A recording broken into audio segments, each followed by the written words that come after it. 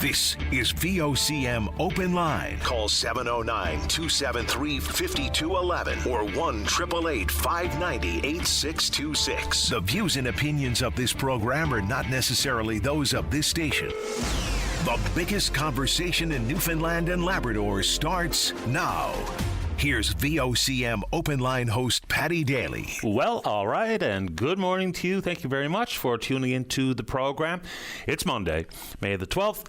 This is Open Line. I'm your host, Paddy Daly. David Williams, he's produced the program. We are looking forward to speak with you this morning to get the week off to a flying start. That requires your participation. So if you're in the St. John's metro region, the number to dial to get in the queue and on the air, 709-273-5211. Elsewhere, toll-free long distance, 1-888-590 VOCM, which is 8626. So most hockey fans are, of course, tuned into the NHL playoffs. A little bit of a side eye on the World Championships, and Canada sent over a pretty solid team this year. Good on Sidney Crosby, who's probably been our best performer on the international stage ever. Crosby's there, Nathan McKinnon's there, Jordan Binnington's there. So we've got a pretty strong side. We're off to a 2-0 start. Day off today, get the French tomorrow. So there you go. I just saw this when I was scrolling through some Facebook over the weekend. I want to say congratulations to a young fella named Caden Stock. He's a 2025 WAKO, W-A-K-O, Canadian National Kickboxing Champion. So he won his weight class over the weekend. So congratulations to the national champion, Caden Stock. Love that one. And of course, with baseball, and here we are, the Canada Summer Games, fast tracking. Here they come in August, here in the metro region. And we remember back to the last Canada Summer Games, and Jada Lee, she made history, the first female to participate in the boys baseball competition. Now over the weekend, a 35-year-old Japanese pitcher named Ayami Soto became the first female to play professional men's baseball in Canada. So, you know, someone sent me along this. I had seen it anyway because I was watching the Jays yesterday afternoon or evening. And someone sent it along saying, you know, just another example of DEI and or token players, all that stuff. Well, she started the game.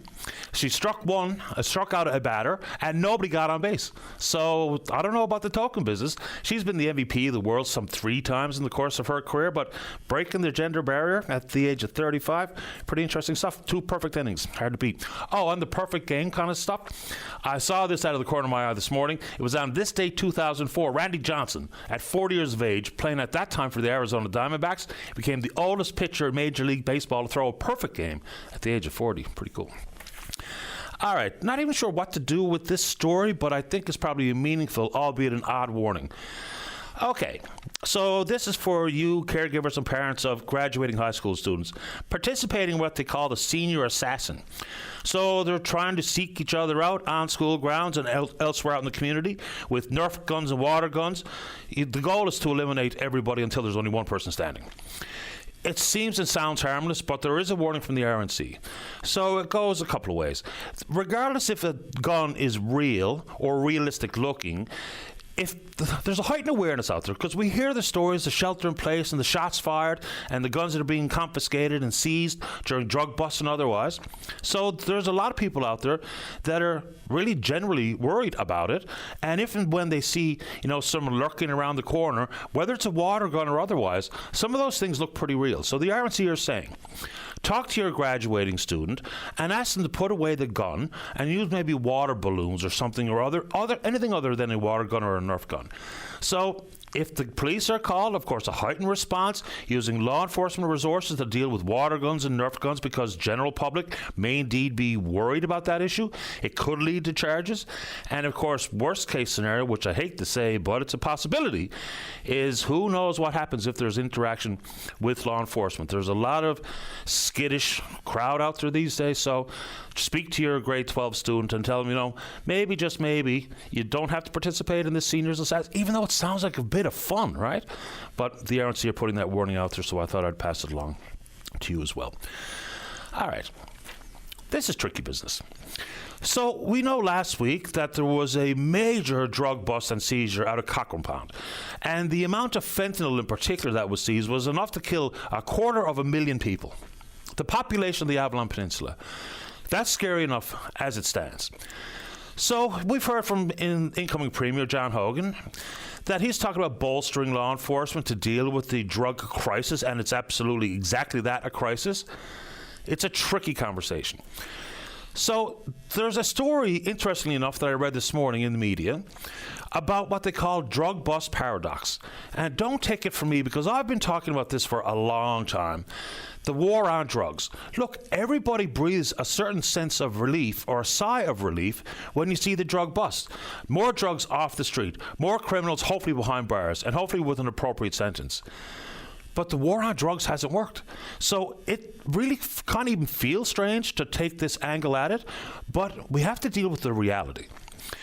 Yes, and absolutely we have to do everything we can to get the organized criminals off the street, the drug dealers off the street. But the issue and the research is crystal clear here. It's one thing to eliminate a criminal. The unfortunate reality is that criminal position is backfilled immediately. And what has been found time and time again is that we're not really doing much for the folks who are addicted. Yes, there's opportunities for detox. Yes, there's limited opportunities for rehabilitation. But what we need to understand is what happens when we see the major drug busts here. So you can send me an email. I can send along a bunch of links, because I've been talking about this war on drugs issue for a long time. And it gets me in a lot of trouble with the listener, but we have to deal with the facts. So what they find when they talk about the drug bust paradox is that immediately after these big drug busts, there's ample studies out there that say fatal overdoses, calls 911, the use of overdose reversing drug naloxone increases in neighborhoods immediately after these drug busts. When we bust these dealers, and we should and we must, those who are addicted, their life hasn't changed. They will find an alternate source. So the problem with the alternate source, by and large, is that if you have a limited amount of drugs, the way to sell to those who are addicted is to have more potent drugs. So higher levels of fentanyl, new additives like veterinary tranquilizers are out there, lidocaine. So that's what we see. So I'm not suggesting that the police and law enforcement in general across the country take their eye off the prize, but we also have to understand what it means for those who are addicted, because their life did not change after that drug bust. There will be more drugs. There will be more deaths. There will be more people addicted, which compromises public safety. It's an issue with criminal justice. It's an issue with the healthcare system. So I get it. The majority of people listening to the program this morning, they will applaud the drug bust, and I understand why. But does that change access to drugs and those who are addicted? The studies are clear. It does not. So how do we take the complementary work of law enforcement and do much more regarding prevention and awareness and treatment for those who are addicted and those who want some support, want some help? Because that's what's missing from the conversation by and large. It's easy enough for media outlets to pick up on releases from law enforcement and the photos, which are very graphic and demonstrate a lot of good police work and a lot of drugs and weapons confiscated. But has that changed anything for those who are addicted, who are buying from that source? The unfortunate reality is no. So people don't like when we talk about it from that angle, but that angle is important. The busts are important, but so is the actual issue of the folks who are using. And that doesn't get the attention.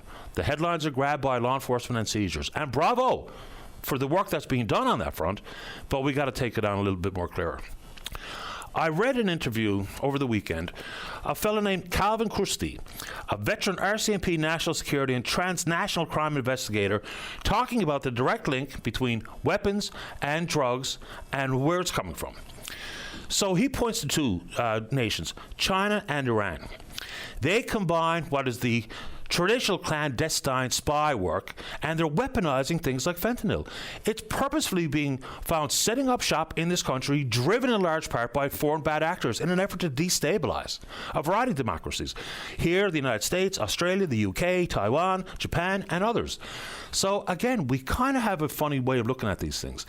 So if we know, and it's real, I mean, you see the stories about the super drug labs and the busts that are being made, and unfortunately, those Canadians who are involved in this illicit drug trade and the manufacturing and distribution, they're being fueled by these bad actors. So we look at the amount of confiscated fentanyl, for instance, whether it be at Vancouver's port or Montreal or at the border. We just don't do a very good job here.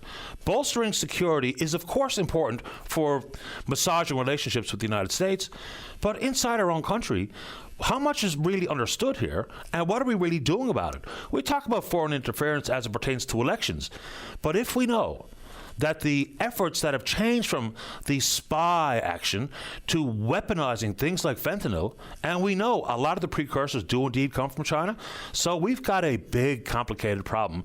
And you'll never know exactly what is understood by CSIS or the RCMP. But that interview, if you can search it out sometime after this program, it is sobering and eye-opening to say the very least. So cyber attacks, one thing, but we all hear the stories.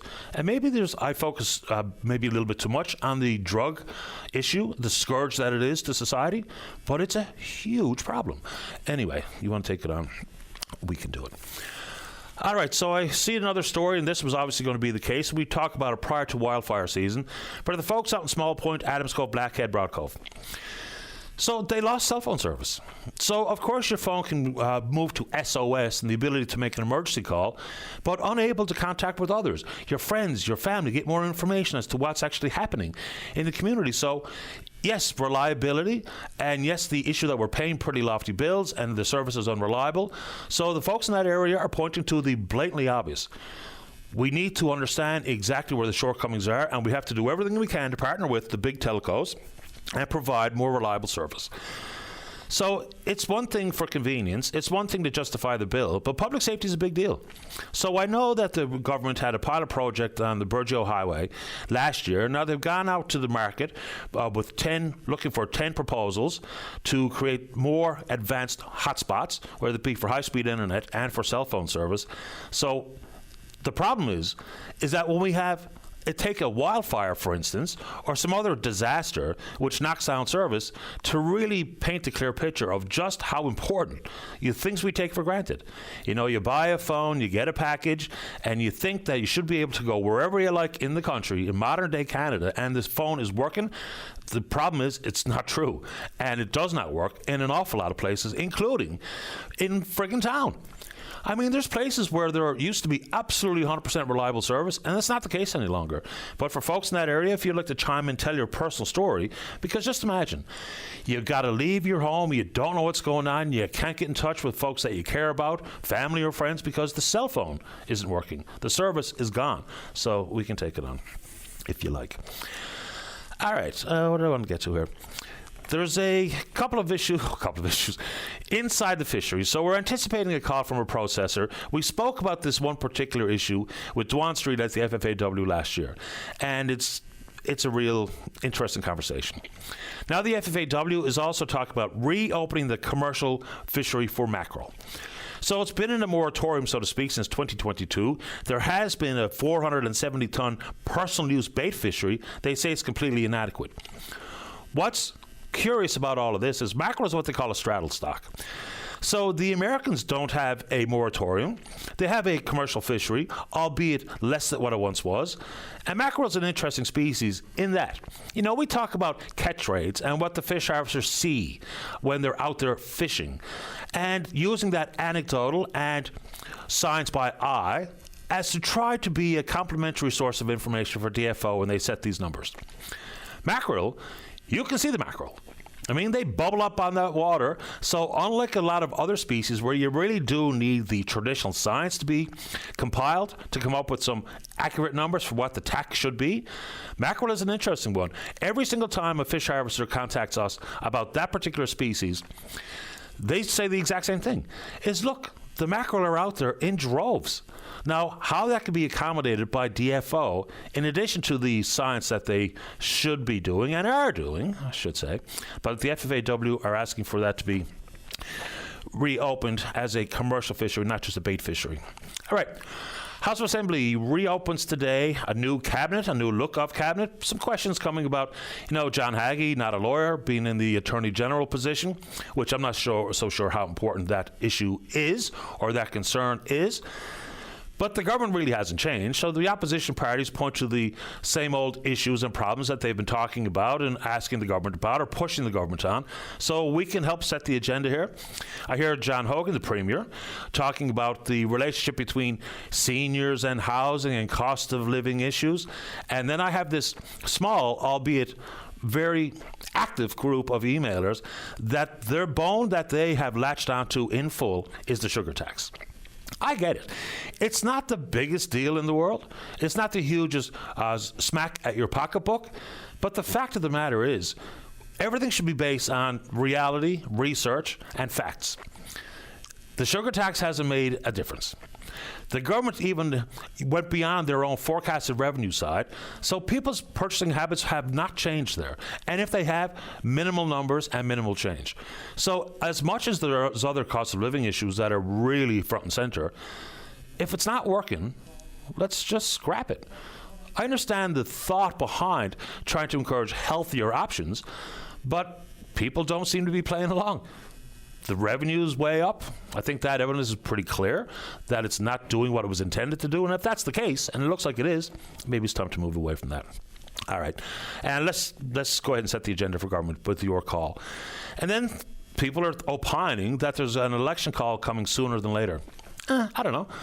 You know, there is a school of thought that it depends if the government is wanting huge voter turnout or not.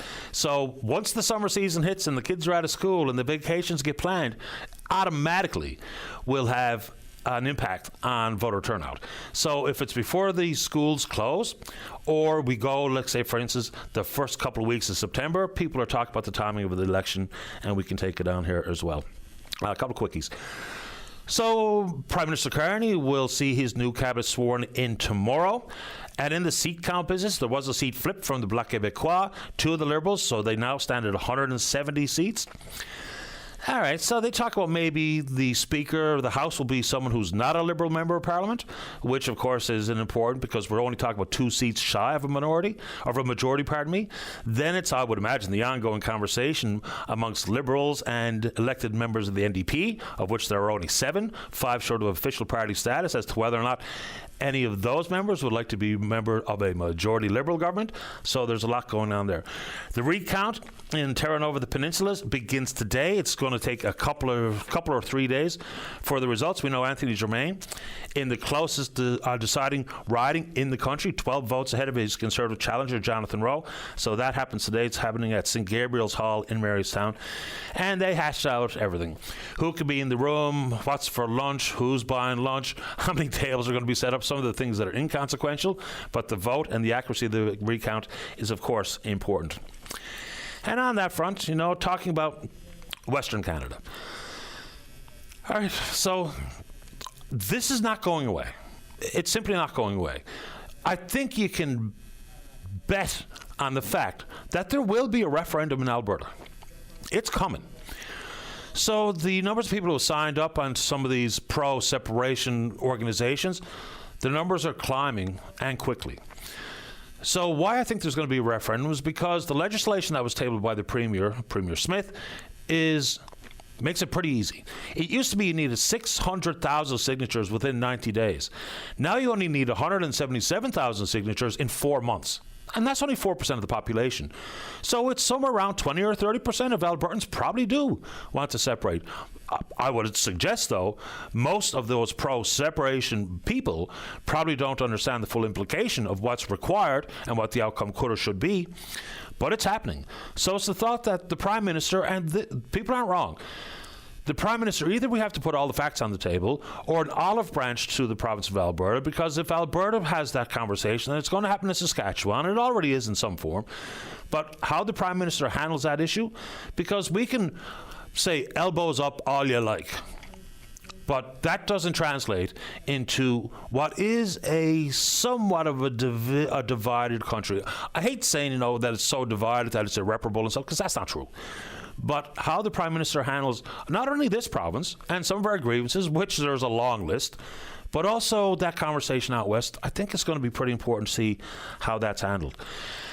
And to the nuisance on their ATV who went on the golf course at Ballyhaley and ripped the place up on purpose, shame on you, you bloody nuisance. Look, there more has to be done probably to protect the golf course. And look, people might view golf as an elitist thing or what have you, but for a lot of folks, it's just a way to enjoy some outdoor time and spend time with your buddies and get a bit of exercise and have a bit of fun. But for whoever did that, if you know who did it, please do indeed call the folks at Ballyhaley, and or call the RNC, and or Crime Stoppers, like whatever you want to do, but people out there know exactly who did it. So whether it be on that golf course or anywhere else where ATV operators know you shouldn't be, and you shouldn't be out there trying to do nothing but to tear the place up, absolute nuisance. We're on Twitter, we're VOCM Open Line, follow us there. Email address is openline@vocm.com. And when I mentioned police or law enforcement, it's National Police Week. And you want to take that on, we can do it. All right, my favorite is when you join us live in the queue, just like Chris wants to talk about energy, and Paul wants to talk about drug treatment. Don't go away. Welcome back to the show. Let's begin this morning on line number 2. Good morning, Paul. You're on the air. Morning. How you doing today? Not too bad, thank you. How about you? I'm doing pretty good. This thing about drugs, first off, we know drugs are bad, okay? Now, you've got certain types of drugs coming up from South America. You got certain types of drugs coming in from China. And the ones that are bringing them into Canada, not uncommon for them to have some sort of a government connection, especially out of China. So, they produce a lot more of the precursor chemicals in China than are ever possibly used for legitimate reasons. So the Chinese government knows that there's a lot of these drugs or precursor chemicals are disappearing, and they know that they're being sold illegally, and they have no qualms with that because it's income for them. Okay, so we bring these drugs in. Now you talk about busting the drugs. Now what about the users? The users that are actually going to be suffering because they don't have these drugs. What about mandatory drug treatment? What are your thoughts on that? Because it was put forward here in Ontario that maybe when you're busted for a drug offense, when you go to jail, if you go to jail, then there's mandatory treatment of some sort. Now, people say, people have the right to refuse treatment. But if you don't treat them, you put them back out in the street. Now, how does a drug dealer or how does a drug user pay for their drugs? It's through crime. It's through theft. It's through anything from carjacking to human trafficking, you name it. All these violent crimes relate back to drugs. So to give us a so-called safe drug supply to an addict, the addicts, it's been proven that a safe drug supply ends up working its way down back onto the market so that they can be sold and then purchase more potent drugs such as fentanyl. I don't think that's been proven at all. I think, inside the world of drug consumption sites, the trick there, just like when you're getting methadone or Suboxone, is you have to consume on site, which does away with the opportunity for that to find its way to a street corner to be sold for whatever purposes. So mandatory drug treatment is an extremely interesting topic. So in Alberta, it's coming. They've already tabled legislation. What I do find contradictory here, though, is the same people who were completely opposed to COVID vaccine mandates are also really in favor of mandatory drug treatment, which is going to include the use of drug intervention. So I find that to be pretty contradictory and real eye-opener. But the problem with this is that the research is limited. It's very murky. But what we have seen with the limited amount of research is it doesn't work. It certainly doesn't work like people think it would work. And I do think there's a distinct difference between prison-based treatment versus compulsory treatment options at drug detention facilities like they're talking about in Alberta. The one place where they did try it with very little positive outcomes was in Massachusetts. And what they saw was increased criminal recidivism, they saw increased overdoses and increased overdose deaths. So neither of those are a good outcome. So I know why people think that it sounds like a good idea, but the problem is if you don't want help, it's not going to work. And if we look at Massachusetts, it's a failed experiment. So it's just one of those political tools as opposed to a healthcare tool. I have a hard time understanding. I'm not into drugs. And I realize that they get a buzz and whatnot. They get high. They feel great. It takes away all their problems for a little while. Okay, but for somebody to inject or smoke or whatever, any sort of drug that's completely destroyed their life. I know people who, beautiful next door neighbor, got into drugs, and boom, that's the end. You should see her, the mess of her now. Yeah. And it's a shame. I wish there was something that I could do to help her. But you see these, it's a big part of the homelessness. It's a big part of big part of theft, human trafficking, the old story, hey, the first one's free. That's the easy way to get them hooked. And these drugs that they're coming up with now are so highly addictive. You don't have to give them a few to get them hooked. One, and they're a certain segment of society hooked. And what are we going to do? Just let them die? No. Because that's what's going to happen. Yeah, well, I mean, people know once they become addicted that it is quite likely going to ruin their life. They're either going to die as a result of it, or they're going to lose their family, their friends, their home, their job. People know it. But the addictive nature of the drugs makes it so difficult for people to, all the while, knowing what they're doing to themselves, know what they're doing to their family, know that they might end up in the prison or the hospital or in a grave. It's so addictive that it's extremely difficult to deal with, even when they want help. So, but the mandatory involuntary treatment, I don't know, man. It's a political issue. That's not a healthcare issue. That's politics being played, and unfortunately so. Paul, before I have to take a break here, would you like to say anything else this morning? No, I just, like I say, I look at drug addicts, I feel bad. I wish there was something that I could do. But, legalizing drugs is not going to be the solution, because a person who's, just going through a rough period of their time in their life, what do they do then? They turn to drugs as a temporary cure, and that's not a temporary cure. That's a permanent fix for them, and it usually ends up in death. Yeah, very little in the way of positive outcomes if you get addicted to these extremely dangerous drugs. Especially on things like fentanyl, and like I say, there's some bad actors that are profiting from it. No question. Paul, appreciate the time. Thank you. You have a great day. You too. Bye-bye. Yeah, I mean, again, when it's used as a political issue, then it overlooks all the complexities.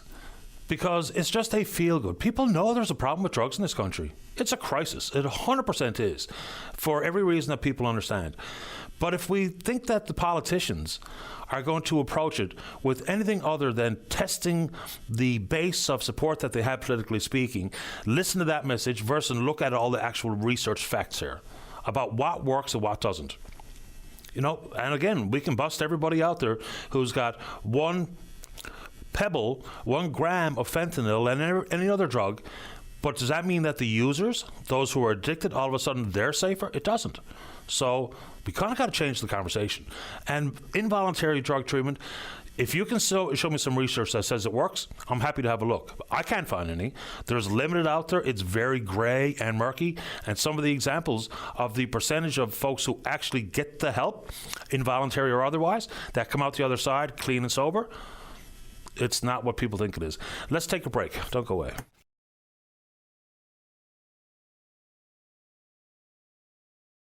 Welcome back to the show. Let's go to line number 4. Stephen, you're on the air. Hello? Hi there. Hi. Good morning, Patty. How are you doing today? Really well. How about you? Good. So I heard your announcement about the ATVs tearing up the golf course. Yep. And this is a horrible thing. However, it makes me happy that it happened for one reason. I live in Paradise, and I've called the municipal and the police numerous times on youngsters going up and down the roads on ATVs and four-wheelers, and nothing gets done about it. It's always, it's just kids being kids. Can't you understand? It's like, listen, if I buy a bike, I have to put it on a trailer and bring it to a trail. But a child doesn't, and everybody looks the other way. So now with damage finally being done to prominent spots in the city, maybe they'll finally stand up and say, we need to look at this, people using ATVs that aren't on registered trails or in the vicinity of registered trails. We've had plenty of conversations on exactly that. It's an annual rite of passage here on the show. There's going to be, and there's some communities around St. John's that has always been a problem. Paradise, Conception Bay South, I don't know what it's like in and around Mount Pearl. I know there's some of that kind of activity here in town, but Paradise and CBS seems to be rampant. Yeah, it is. No, it's just something when I heard that this morning, I said, well, maybe now if they start tearing up things that adults enjoy, they'll stop saying, oh, it's just kids, and look into it. I'm all for kids having fun on ATVs as long as they have the proper coursing and safety equipment. But being on a street, like I went down the road in the middle of the night, and there was a kid on an ATV that jumped out between parked cars off a sidewalk, and I almost screamed. So I was very nervous the next time I drove down that street at night. I get that. And, I think when we talk about ATV use in and around neighborhoods and what it means for noise and some of the risks regarding our safety and what have you, that's one thing. And, of course, this ATV operator went on the golf course with one purpose in mind, to tear it up. Right, that's it. Yeah. Because doing donuts on a putting green is not having a bit of fun and out for a little ride. It's purposefully trying to damage something. So I totally get where you're coming from. And talk about, quads and trikes and stuff on the road. I was out in Central last week for a couple of days. Man, oh man, everywhere. There was quads everywhere on the roads. Now, I guess they get a pass because, they're using the city streets or the town streets to get from trailhead to trailhead. But boy, oh boy, they were everywhere. Yeah, and everybody says that. Well, it's just going from trailhead to trailhead, but sometimes it's streets. Like I've watched them go down Topsail Road out in Paradise on the sidewalk, passing me doing 50 on the road. Like if a kid walks down on that sidewalk, they're done. Absolutely, and I'm not giving anyone a pass. You should be using your ATV when you're where you're supposed to use the ATV. The end. Pretty fundamental. Absolutely. Well, that's all I have to say for today. I'm glad I got a hold of you. I appreciate your time. Enjoy the rest of your day. You too, Stephen. All the best. Bye. All right, bye-bye. All right, let's keep rolling here. Let's go to line number 1. Good morning, Chris. You're on the air. Hey, good morning, Patty. How are you today? Too bad, I suppose. How about you? Oh, doing good. We don't got any snow here, so I guess I shouldn't complain. Yeah, there was a bit of snow flying around this morning. Very little, but nothing to worry about. No, nothing to shovel. So we got a bunch of nuclear being built around the country, or planned to be built now, I guess. That's, somewhat unusual for the last couple decades, and so I just wanted to, I guess, talk a little bit about that and maybe what it means for us here. Sure, go ahead. I mean, if you look at the IEA, they're talking about a 3% increase in nuclear worldwide every year. Peak this year in 2025, we'll see the most nuclear energy generated than ever before. So I don't know what it means for Canada. I know Ontario and New Brunswick struck a deal for some small nuclear projects to be built. I think that's on track to begin this year. So what do you know? Well, so I guess we'll start out west and move east. Alberta is kind of the newest news. They sort of surprised a bunch of people. A private project called Energy Alberta that's going to be building 4 gigawatts of nuclear at their Peace River site. And that'd be for CANDU Monarchs, so the Canadian homegrown technology that's now owned by Acas Real out of Quebec, and that's kind of that's a huge energy investment. They will be working with partners out of Ontario, is my understanding as well, who have a bit more of the contracting and construction side in terms of active experience,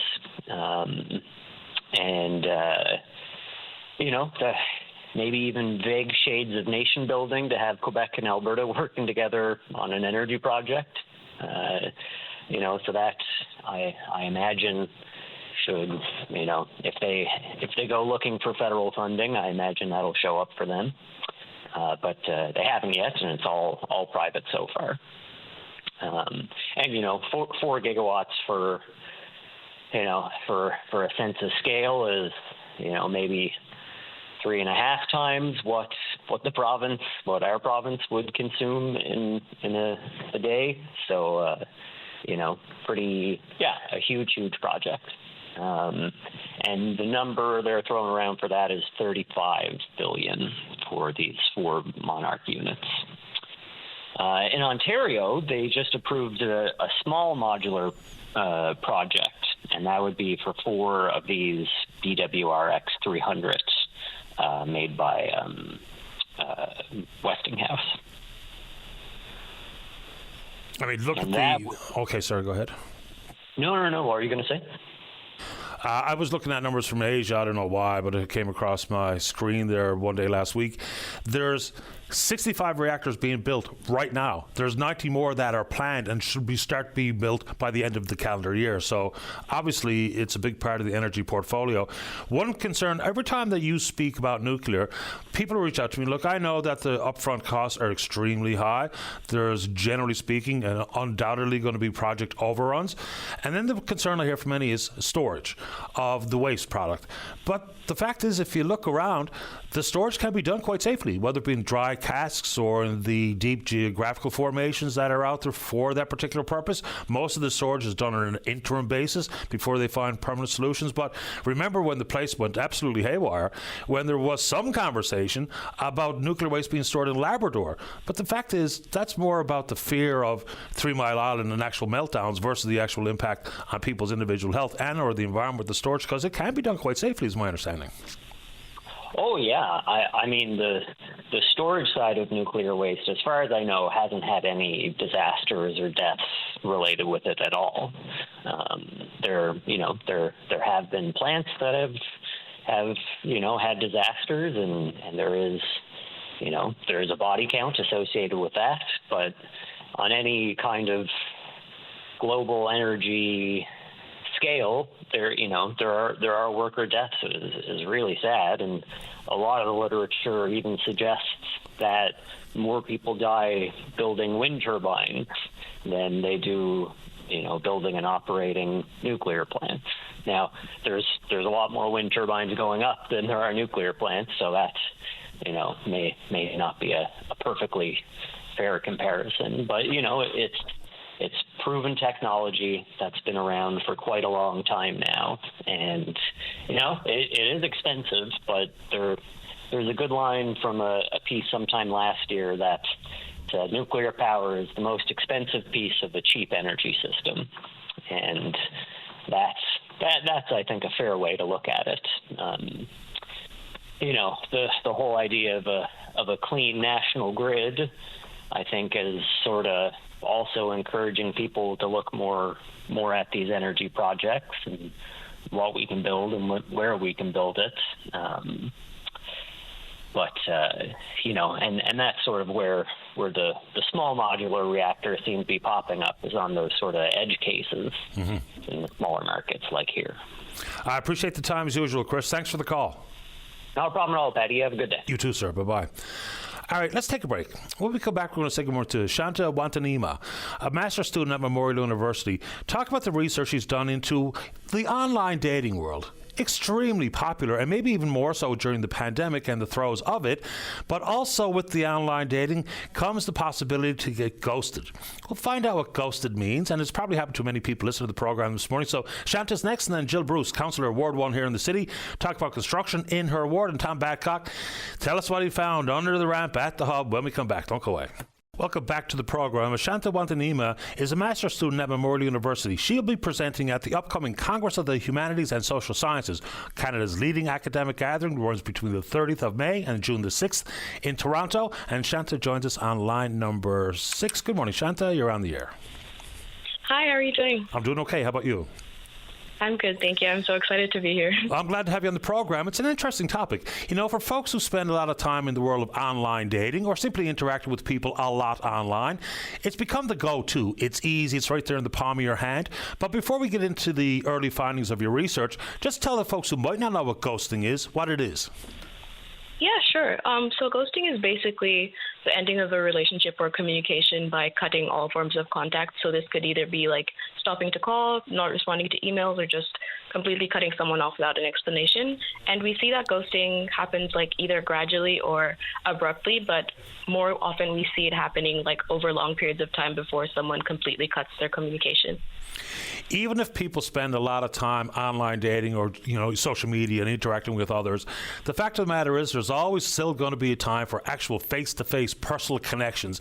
And when we see the commodifying of relationship, ghosting really has a real-life implication in your day-to-day personal life, like interaction with your co-workers, interactions with others that you might be interested in spending time with as a friend or otherwise. So what have you found, what it means in our real day-to-day interactions with human beings, being ghosted or ghosting someone? What does it mean? Yeah, Yeah, so it does like initially start in online spaces, but like you mentioned, you're most likely to see these people like on the streets, at work, and it does affect our communication styles because we're avoiding uncomfortable conversation, and especially like if we look at like a work situation, such people are not really able to handle constructive criticism, or like they take it out personally because they're not able to have these serious conversations with people online. So we're seeing that people who actively participate in ghosting are most likely to like avoid confrontation. This is in workplaces or in their day-to-day lives, and they're just people who are more likely to be reserved and withdrawn from communication, even in situations that need you to be more verbal. And it's really affecting the way we form relationships and maintain them, even beyond like the dating realms. In that world, there are red flags that sometimes go unnoticed because you don't want to spend too much time, dwelling on what the person is saying or the use of punctuation and some of the red flags that can really protect yourself in the long run. What should people look out for? Oh, yes, that's a good one. So that's actually one of the main things I'm focusing on. And like from the studies that I have like read through literature, most people can observe this, but tend to like miss them because it's very subtle. And this can happen either through like the duration of responses or the way the shift in their grammar, or just like little things like emojis can change in communication online. And beyond that, we also see a shift in the initial relationship. So there's a term I came across, it's called breadcrumbing, where basically in the beginning of a relationship, a person is more willing to hang out and they are talking more to you, but then with time you see them coming up with excuses such as being busy or rescheduling meetups. So there are like different ways to approach it, but because you're not able to see them face to face, sometimes it's easy to miss these signs. Why is there a distinction between the online ghosting versus how we handle our day-to-day lives and interacting with other human beings, where you can tell by body language or intonation that someone's kind of, they've had their time with you and now they're kind of done with you? Why is there a distinction, and why is that important? Yes, the distinction is very important because especially since COVID, like for younger generations, we spend a lot of our time online. So there's this meshing of our day-to-day lives with being online 24/7. So it's hard to make this distinction of what is real or what isn't real. So we see with online ghosting, it's very hard to tell when you're being ghosted because realistically, people do have other responsibilities such as work, school, and you might think that they are like busy or preoccupied with other things, but in reality it could be both ghosting, and that's why it's a bit harder to tell. And digital body language can happen like in so many different ways compared to like in-person body language, because if someone's not interested, you'd be able to read their like facial expressions or like their body language. But with online, there's so many barriers that make it not clear to know whether you're being ghosted or not, and it's a bit hard to tell. Is this just normal course of behavior, or do you think there's people out there who are using it as a form of manipulation and they're purposefully bringing people in, drawing them close just to abruptly shove them away? Yes. So yeah, ghosting can happen for various reasons, and that is one of the things I'm studying, and it is a form of manipulation. And like, if we look at the way dating apps are structured, it's almost like you're shopping for a partner. So you're swiping left and right, and this becomes it makes us less sensitive to other people, and we become more manipulative in a sense of that we forget that the person behind the screen is actually a real person. So we see people becoming less attached to their emotions and treating people like commodities. So it's like if you don't find a good person, you can just like ghost them and on to the next. So we see this desensitization that's happening with like the way online dating apps and like communication is structured, which is making it easier for people to ghost. I'm not really sure how to ask this question, but I'll give it my best shot. So you say, there's a real person on the other side of that picture that you're swiping left or right. How does it get further complicated whether or not that person is a real person and is who they say they are? Because I suppose that falls into the envelope of being manipulated. So is it important to really try to get down to the brass tacks as to whether or not you're dealing with a real person, or you're just dealing with someone who has 20 accounts and enjoys the power that they may hold over you, digitally speaking? Yeah, that's a very good question, and I do think it is important. So most recently, especially like post-COVID, it has been a bit easier to tell if someone is a real person or not, but it's still like there are blurred lines. There are people who still get, as they call it, catfished, which is basically someone impersonating someone else, or it could be robots, but that's a bit complicated. But a lot of the times it is easier to tell if someone is not a real person, because there are times where you can do like, especially like with online technology, you're able to do like reverse searches, like image searches, to see if like someone is using someone else's pictures on their profile. So it is a bit easier. So my concern mostly like with ghosting is more to do with like finding out why you're being ghosted than who's ghosting you, because it could be anyone, but at the same time, it's like because of technology makes it easier to find out whether that's a real person or not. Times have changed so quickly. So it's one thing for the younger generation to be probably much more familiar with what you're talking about and the social implications of.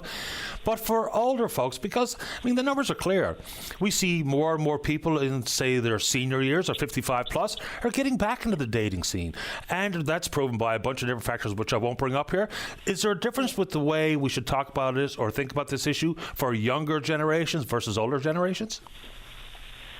So to my surprise, going through literature and reading through, there actually isn't much of a difference with like younger generations and older generations, because I've been going through like different platforms to see like the age range users, and there is like a good age range between like 40s and 50s who are like taking part in dating apps and unfortunately are getting ghosted, and the experience is similar, like the feelings are the same. So it's like really interesting to see how there's not much of like a generational divide with the way ghosting can affect others. And I guess like younger people are not more prone to ghosting compared to older people or older generations. And it's like very interesting for me, because you'd assume that younger people would like experience this more, but you can see it still happening with older generations. And I think that's where it's important to see that this is more of like a personal like issue, and like an issue that's also like societal, and and mostly in communication and being able to address these uncomfortable conversations. And this is just a personal comment and note, is there's a ton of people out there who they have this brave face that they pretend that they don't care what people think about them and they don't care what people say about them. They've got this Teflon nature that they exude, but deep down inside people do care about how people are thought of and what they're said, what people say about you, and whether or not you get ghosted. So even for the machismo or the bravado that some people put forward, the fact is this can be painful. In your quiet moments, it can indeed hurt if you go through this type of experience, which I have. And I understand, and I know where it comes from. I try not to dwell on it because I'm too busy, but it's a real thing that it can impact anybody, regardless of how tough you think you are or say you are.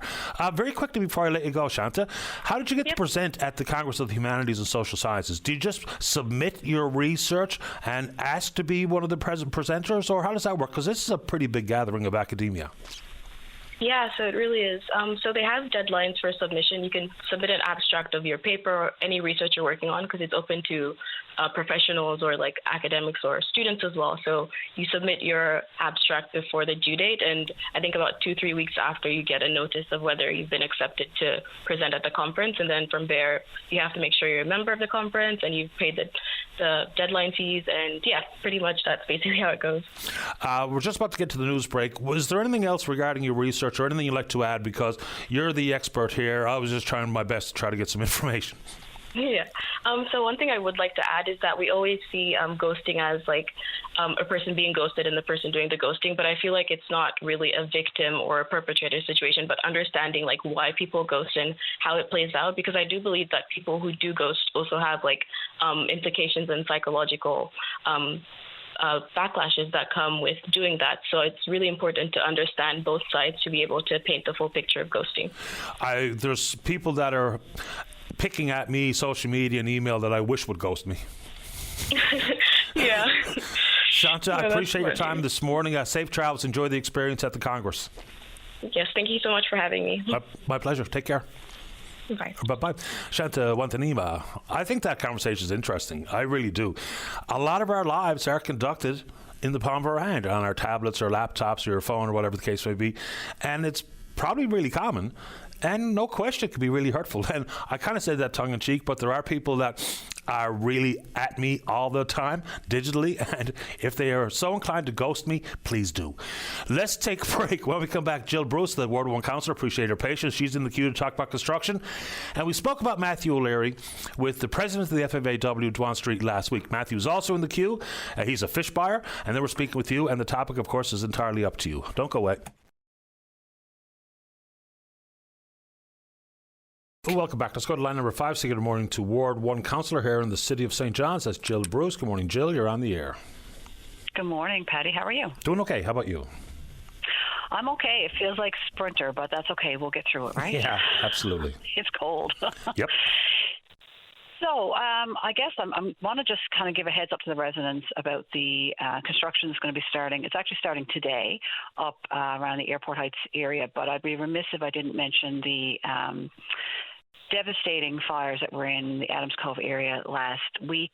My parents have a place in Adams Cove, and my dad was there on Wednesday when the evacuation happened, and it was traumatic. He helped other people around the area just to get some of the seniors out who live by themselves and things, and it was pretty scary, leaving with doors unlocked, not knowing if you're going to come back to a place. And again, for them, it's a summer house. For a lot of people in the area who lost so much, it was their homes, and my heart goes out to them. But I just wanted to say a huge thank you to the volunteer fire departments in the area, all up and down the shore. They all came together, and when my dad got to go back on Saturday to look to see if we had a place still standing, the firefighters had actually come onto the land, drenched the lawn to the point where the fire literally stopped at their property line. Like, it was the most dramatic thing I've seen in a very long time with the pictures he took. So just a huge thank you. Again, just my sympathies to the people who lost so much. But what they've done, what they did this past couple of days out there, they should be completely... Just a huge thank you to them. I have friends out there, and some of the pictures I've seen where the fire was very selective. I mean, there's a house gone, but the barn that's just right there was spared. And I mean, the devastation that was that wildfire is very real, and I echo your sentiments. Jill, I know you want to talk about construction in the ward. What's happening? Yeah, so we've got, I guess it's a multifaceted construction project going on up around the Airport Heights area. As you remember, last summer we had the Majors Path. That's something that, oh my gosh, I wanted that 10, 15 years ago, and just so glad we could finally get that part done. We've got now a shared path that goes all along Majors Path. We've got a sidewalk on the other side. There's a little tiny bit of work needs to be finished up there this summer, and that'll get done when the construction season gets full swing. That was the first part. Then we've got a shared path that's going to lead from the intersection area that'll go down eventually to the Paul Reynolds Center. So that'll be a great way for people to connect to the rest of the city. So that part was, for me, about connectivity, getting people from Airport Heights safely to the other parts of the city. Then we've got what we're doing now this summer, starts this spring and summer, and that's the culverts. There's 2 culverts that need to be replaced. One, and these are large diameter over the Virginia River. So one that we're doing now is the one that runs across Airport Heights Drive. That one is, it's quite a project. Anyone who lives in the area knows that there was a sinkhole that developed last year and had to have some emergency repairs done on it. So it's essential it gets done. What's going to happen is, starting, I would say, tomorrow, the traffic is going to be exit only through that intersection from Airport Heights Drive. And then in order to get into Airport Heights, you're going to have to come through the lights at Portugal Cove Road and then use one of the alternate entrances, exits, such as Viscount Street. I don't want to downplay how inconvenient this is going to be at times for residents who live in the area and people who are going to be coming to the area. But I just want to tell people, it's essential work. It has to be done. Once we finish this in the fall, that's it for this year. For this construction season. And then next year, we're going to see the eventual change of the intersection to a roundabout. And that also has a large diameter culvert that's going to be replaced on on Portugal Cove Road. And when people are made aware of what's coming, maybe they can plan for alternate routes. For some people, there's no other option. They're going to be their travel days will be interrupted by this stuff. And you mentioned Majors Path. I don't know why, but that took an awful long time. Yeah, it started a little later than we had hoped, and that had to do with contractors and things like that.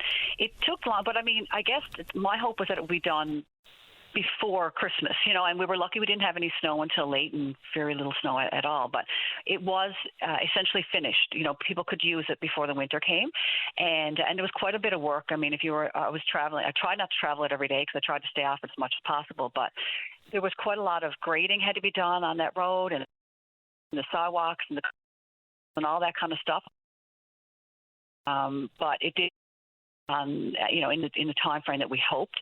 Again, a little bit of the one layer of pavement had to be finished and a little bit of the shared path. But the residents were really great with that. And the business owners, too, I spoke to a lot of them. And, they understood that it was going to be good when it was done. So, you kind of got to suffer through it, unfortunately, when it's happening. But, even with this construction coming up now, I've had some really good feedback from residents and some really good questions about, why are you doing this? Why does this need to be done? Why is the roundabout coming next year? Why can't you just do a protected only turn lane and that sort of thing? So I think, residents are reaching out, and I appreciate not only their feedback and their questions, but their patience with this work because, I live up here. I'm up here. I do that intersection several times a day, so I get it.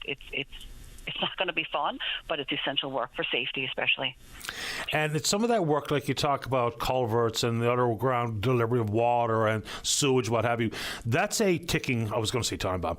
It's an issue that people don't see, but the amount of work that's got to be done in this city on those two areas is extraordinary, and it comes with a huge cost, whether it be interruption for traffic flow or what have you, but a big price tag. Yeah, so that's the other part of this. I'm glad you mentioned, Patty. So we're very fortunate with this project that it's part of our multi-year capital project, so funding. So this is cost shared 50-50 with the provincial government. So we're really, thankful for that support from them. I don't know how this project would have taken years. 50% is a lot, right? So when we look at the amount of work that's getting done here, it's huge, it's substantial. And from my perspective as a resident, but mainly as a ward councillor, when it comes to safety for pedestrians and drivers, that's one of my main goals here, right? So this will make the whole area much safer for everybody involved. I've already heard from people on Major's Path who use that street for walking and things like that. And they've said making the road wider for traffic and them not having to walk on the street, plus having the sidewalk and the shared path for bikes and things, is just life-changing. It'll be a big deal once completed. Jill, I appreciate your time this morning. Thank you. Thank you so much, Patty. Have a great day. You too. Bye-bye. Bye-bye. All right, we're going to try to take a break on time. When we come back, Matthew O'Leary, he's in the queue. He's with Rough Water Traps out in Placentia Bay. Some mention of Matthew's concerns with the Association of Seafood Producers was on the programme last week when we spoke to Dwan Street, of course, the president at the FFAW. But let's hear directly from the man himself right after this. Don't go away. Welcome back to the show. Let's go to line number 2. Say good morning to Matthew O'Leary. He's with Rough Water Traps out in Placentia Bay. And good morning, Matthew. You're on the air. Good morning, sir. How are you? That's kind. How about you? Oh, I'm doing pretty good. So I'm now trying to clear up some paperwork. Good man. So just to clarify, you are not a member of the Association of Seafood Producers, right? No, that's correct. I'm not a member of the ASB. Okay, so let's go back, whether it be to the 5th of May or the 7th of May and some of the letters that you've received from ASP, or you tell me where you want to start regarding your relationship, we'll call it, with the ASP. No, there is no relationship. That's where we'll start with that one. So okay. Basically, we started out last year buying crab, lobster. We done some codfish, and we shipped it all out to outside processors. And then this year, we said now we'd get some more equipment, get some more gear, and we'll start to reach out to other places. And the worked out so far has been going really, really well. But I've drawn some unnecessary attention from the Association of Seafood Producers. So I received phone calls, I received letters, double letters, a couple of times late in the night. I think the last letter they sent to me was around 11 p.m. in the night. So I don't know what's going on. We've sent out up to date about 600,000 pounds of snow crab, and I don't know. It seems like they're starting to try to come in, and we got their attention. We're paying out a little better than what they are, I guess, and I don't know if it's making them look bad or what the situation is, but we got them. They want to get at us for some reason. Okay, let's get into the content of some of these letters. So let's start with the information that they're looking for, your own private business information. What are they asking for?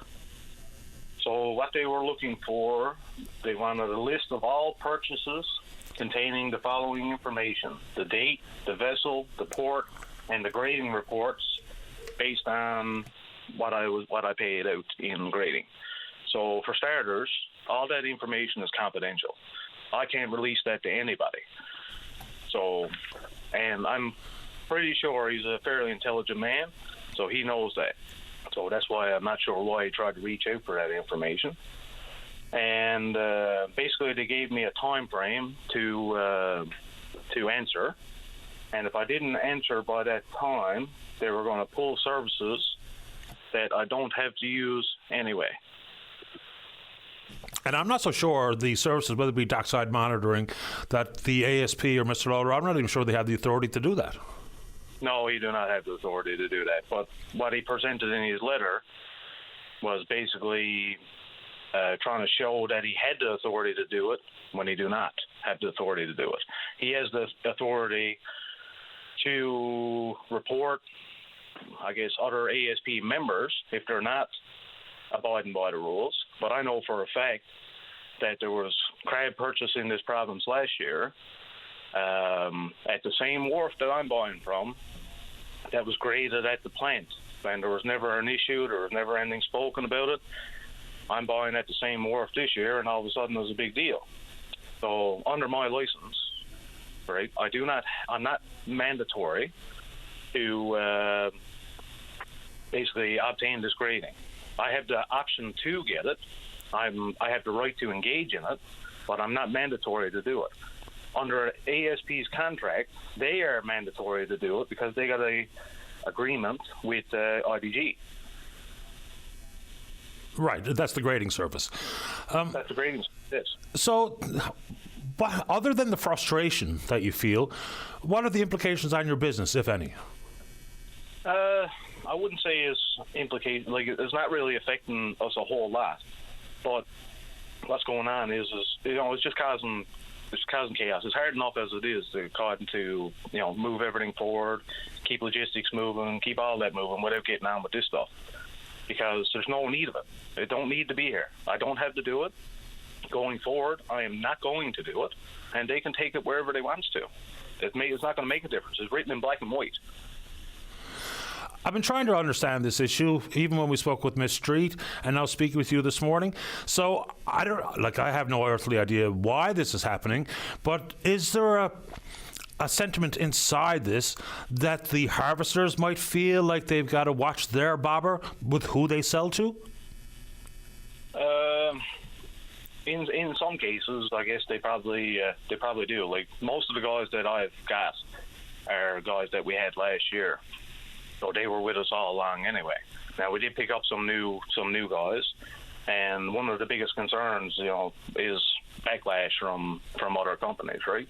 And it happens, and it is happening. It's currently happening, and you'll get some companies will call harvesters that were with us last year and offer them more money or offer them this, but it was still, everybody wants to go forward to what we're trying to do. There's a big end goal here, and it's not short-term money, right? It's long-term change is what we're going for. And what does that mean? So are we talking about, for the current independent owner-operators to be pushed out as a long-term goal, or what are you saying? Well, basically, if a fairness across the board for everybody, not just treatment for certain people or everybody deserves a certain amount. If they're in good sizing, you should be rewarded for doing it. It should be on quality, not quantity. Absolutely, and that's why there is grading. So, Matthew, why, this is probably a dumb question, why not be a member of ASP? Is there an upside to being part of the organization, or why did you choose to remain as an independent? Well, that's pretty obvious. If you're an independent, you control your own situation. But if you're under the producers, everybody has to agree upon. So if the majority are against you, then you're under the thumbnail. So you can only do what you're told, or or there'll be law situations. I'm not sure how it works underneath their situation, but I guarantee you what they're sending to me it don't make no sense. It's almost like he was trying to impersonate having power when he didn't. What are you going to do about it? I'm not really going to do a whole lot. I'm just going to continue on with what I'm doing. And basically, if they want to take it any further, I'm game for it. Come on with it. If he wants to go, everything is here. There's nothing we're doing wrong. Now, I don't disagree with grading in some form, but for my situations where I'm taking the crab and I'm shipping it out, I don't need grading. That piece of paper has no value to mine. I could take that, curl it up, and throw it in the garbage. It's not going to make any difference whatsoever to my operation. My processors don't require it up there. We grade everything when it gets to a plant. It's graded on sizing. It's grading on quality, liveliness, so on and so forth. The grading aspect of it is of no good to my operation. None whatsoever. Where does your product end up? Processors on the mainland or elsewhere in the province? No, majority of it goes outside the province. Okay.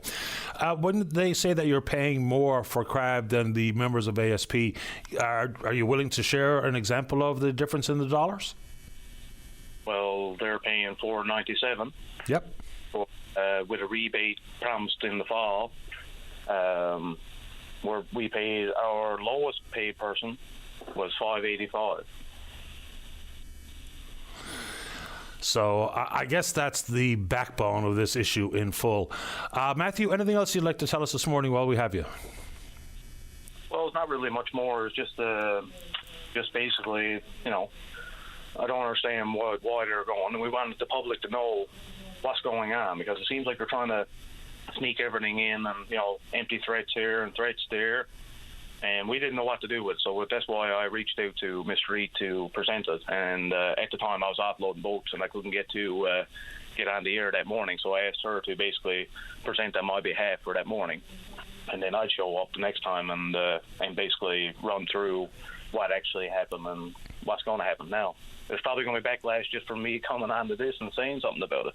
But I'd love for Mr. Loader to step up to the plate and get on and explain to the public, explain to everybody that listens, explain to the harvesters why my little 600,000 pound operation requires this, to come at me to try to stop me from doing what I'm doing because I'm not grading, when he knows all too well that I do not have to grade. I'm not under any ASP jurisdiction contracts that they got between them and whoever else. I have my own complete set of rules that I follow. I'm not doing nothing wrong, so why threaten me to say that I am doing something wrong? It's a strange topic, to be sure. Matthew, appreciate your time. Good luck with the rest of the season. Yes, thank you. And if there's anything else, we'll reach out again. No worries. Please do. Thanks, Matthew. Thank you, sir. You're welcome. Bye-bye. Goodbye. All right, now this one coming up. Dr. Anand Sharan is a professor of mechanical engineering at Memorial University, talking about what is a pretty common and popular misconception about the Earth's orbit around the sun as a highly elongated ellipse. So we, of course, will get a lot more information from Dr. Sharan right after this. Don't go away. Welcome back to the show. Let's go to line number 5. Say good morning to Dr. Anand Sharan, a professor of mechanical engineering at Memorial University. And good morning, Dr. Sharan. You're on the air. Hello. Hello. Welcome to the show. Thank you. So you sent me an email which piqued my interest. It's about what's referred to as a pretty common misconception about the ellipse, the so-called highly elongated ellipse that people see in the textbooks. Where should we start here, Doctor? Where should we start? Because, see, this misconception, I don't know since when it has started, but Kepler was a very, he invented telescope also, and he worked under Tycho Brahe, a Danish astronomer, and he had a very accurate data. So when he said ellipse, because 1,000 years before that, in Aryabhat in India, he said the path is circular. And so when Kepler revised it, probably he called it an ellipse, but It's mathematically an ellipse, but you will not be able to tell the path whether it is circle or not, because it's the third decimal place, for ellipse. They have a minor axis and major axis. The ratio goes to the third place. Otherwise, it is just equal. And when it is equal, it becomes a circle. So it's just with your eyes, you will not see the difference. And what we see in the sketches, in the school books or university or any other place, is very elongated ellipse. So that's a misconception throughout the world, including in Newfoundland also. So that needs to be corrected, because we ought to have a reasonable idea about how the Earth moves around the sun. Why is this important? Is it about things like, how we understand warmer temperatures and the seasons, or whether it be for how we construct solar projects? Why is this important? Yes, if you are constructing a solar project, if the distances vary, then suppose you have a photovoltaic panels, then if the distances vary, then the power generated will also vary from season to season. But that doesn't happen. And the sun will appear. The very simple thing is, sun will appear. The size of the sun will appear very different if it is elongated ellipse. When we are farther away, the sun will appear much smaller as compared to when it is closer. So that's not what we observe. The size of the sun remains the same. So does that mean that the seasons are primarily driven by the tilt of the Earth rather than distance from the sun? That's right. Because, in fact, on December 21, we are closer to the sun than we are on June 21. Right, okay. So even though we are closer, we are experiencing winter.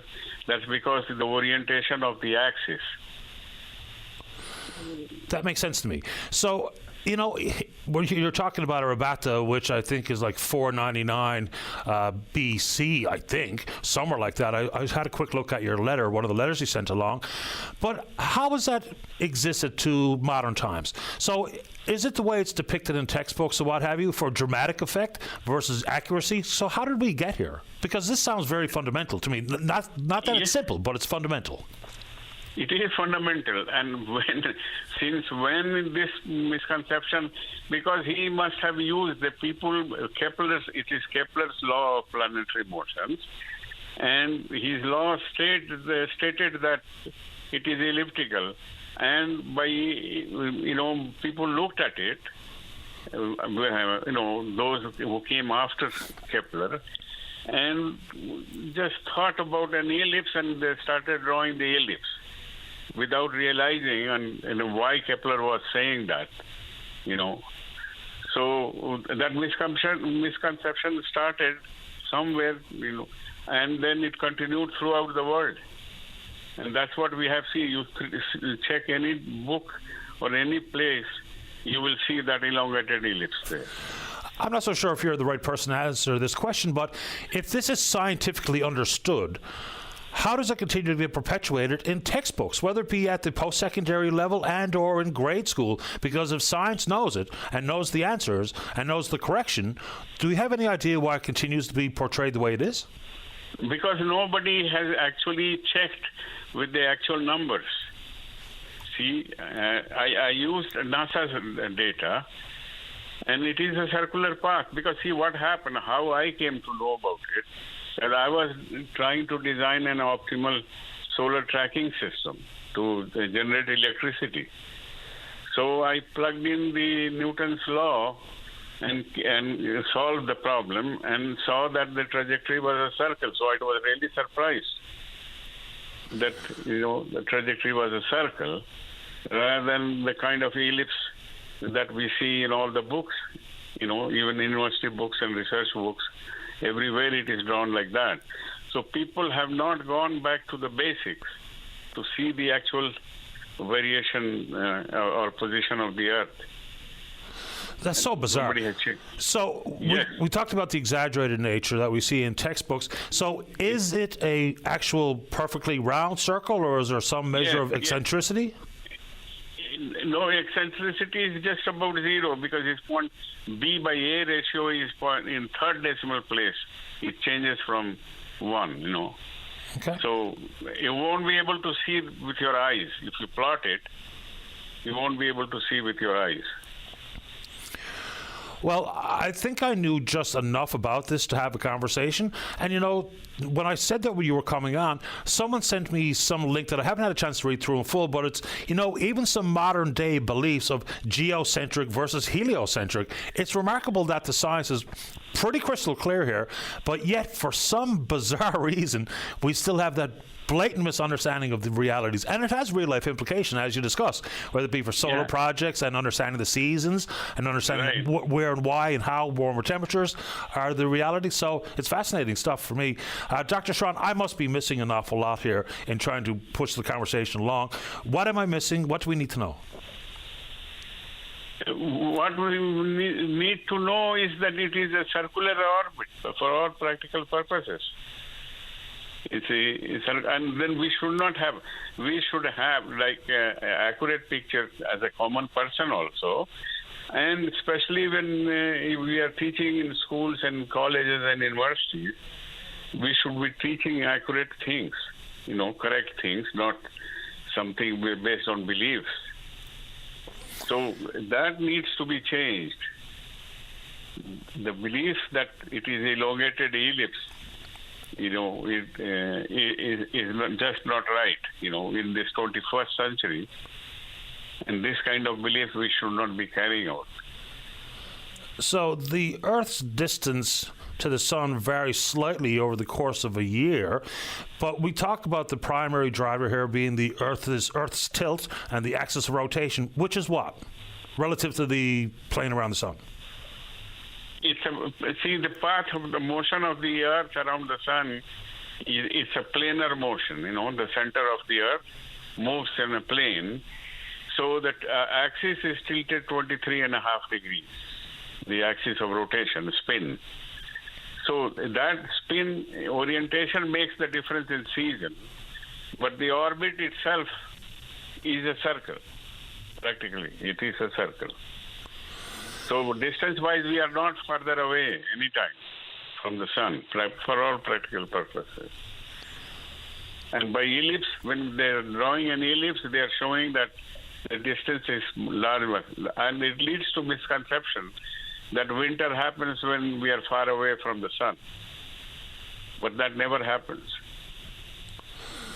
It all makes some form of sense to me, Dr. Sharan, and I really appreciate you making time for the show. So this is probably a dumb question, but when did people stop believing the sun revolves around the Earth? Is this Galileo times, or where is this in the scientific calendar? It must have happened just after Kepler. In the 17th century. Okay. So that would be Galileo, in and around there. Around there, yes. Okay. Dr. Sharan, fascinating stuff, sir. Anything else you'd like to say this morning? No, that's all. So I'm thankful to VOCM to have discussed this issue, and I hope the message goes to the schools and universities, throughout the world. I mean, at least in Newfoundland, so that they can in future correct this common misconception. Yeah, because science is a fact-based area of study, so maybe using the facts is a very good idea. Yes, thank you. Dr. Sharan, appreciate your time, sir. Thank you. Bye-bye. Bye-bye. Dr. Anand Sharan is a professor of mechanical engineering at MUN. That's kind of remarkable stuff, isn't it? And I know it's maybe not what most of us are thinking about in our day-to-day lives, but the real impact of how we even understand things as, again, fundamental as the seasons, that sounds pretty important to get it right. Let's take a break. Don't go away. Welcome back to the show. Let's go to line number 3. Say good morning to good friend of the program, oil and gas advocate and veteran of the industry, Rob Strong. Rob, you're on the air. Hi, Patty. Good morning to you. Good morning to you. Welcome back to the program. Thank you. I wish I could be as interesting as the previous speaker, the professor from Memorial. Wow.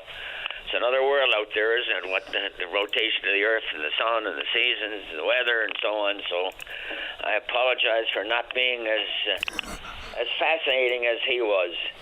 But what I did want to talk about this morning is a couple of things, if I may. But firstly, believe it or not, I want to talk about stoves. I bought a propane stove, the local building supplier, building hardware store today. Got it home and realized that new stoves these days coming into Newfoundland are fitted for natural gas and not propane. So lo and behold, I get it unpacked, and of course it doesn't fit. The connections are all wrong. So I called back the local propane store, or one of the propane shops out in the Donovan's area. And you know what they wanted? They wanted $350 to come in and put a couple new adapters in. $300. So I caution your listeners, if they're buying stoves, make sure they're fitted for propane and not natural gas, and save yourself $350. Sounds like a bit of bad faith there. That sounds like a lot of bad faith. I mean, that's even more than the garage. Yeah, I mean, that's charge out rates of garage these days are about $160 an hour, and they wanted $350 to come into my house and put six adapters on the burner, and that's it. Gouging. Anyway, lots going on in the world of oil and gas, Mr. Daly. I guess the big thing is, of course, the appointment of Steve Crocker as the new Minister of Industry, Energy, and IET, Industry, Energy, and Technology. I wonder how he's going to make out, because he's got big shoes to fill. Andrew Parsons handled that department as good as I've seen in all my years of playing around this business, and with all the responsibilities. So I in my own mind and on a piece of paper, I scratched down the key issues that Minister Crocker has to address soon, particularly if, as everybody is speculating, we're going to have an election in the fall. And I guess the first one that in my list, of course, is the Beta Nord project. And we know there's benefit discussions going on between Equinor and the province, but there's a lot of us out there would like to know what are we looking for here? Are we looking for topside fabrication? Are we looking for subsea fabrication? What exactly are we looking for? Because these things are important, so companies can get ready to prepare for the project when it happens.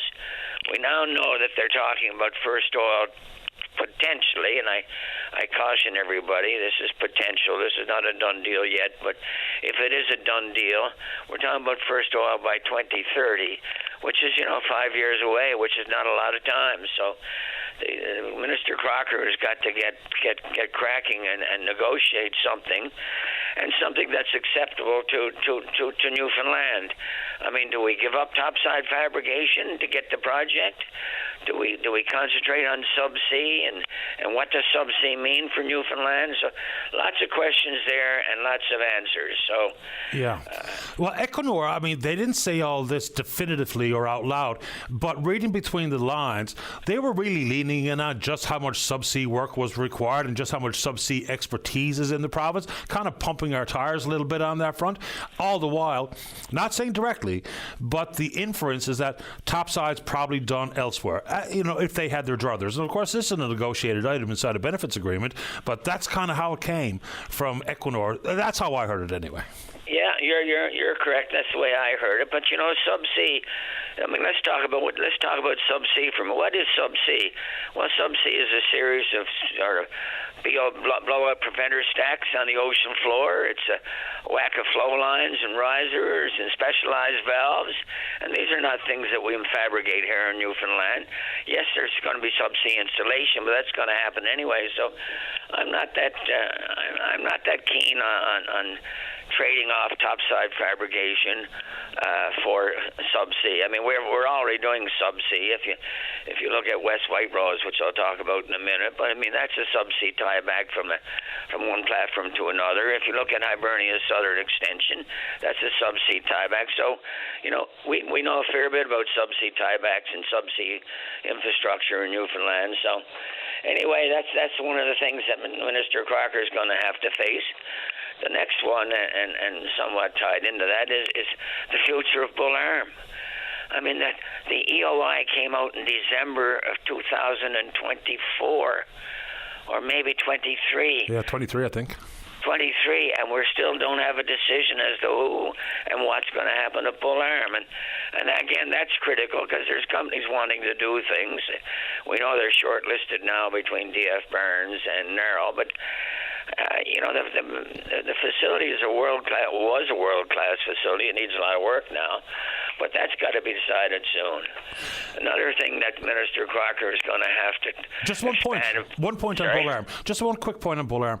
So obviously important. What I find to be remarkable about that is two companies, notably Narrow and D.F. Barnes, still sticking with it and all the work required to put their best foot forward to the province, not knowing if there's even a deal to be had, whether it be a lease or full ownership, because the province hasn't committed to either. But yet those two companies see the economic upside of taking on the operations, but they don't even know what the future holds. So I don't know why the province would play that type of game with industry on that, because every time we talk about the industry and the requirements of certainty, and this is nothing but uncertainty.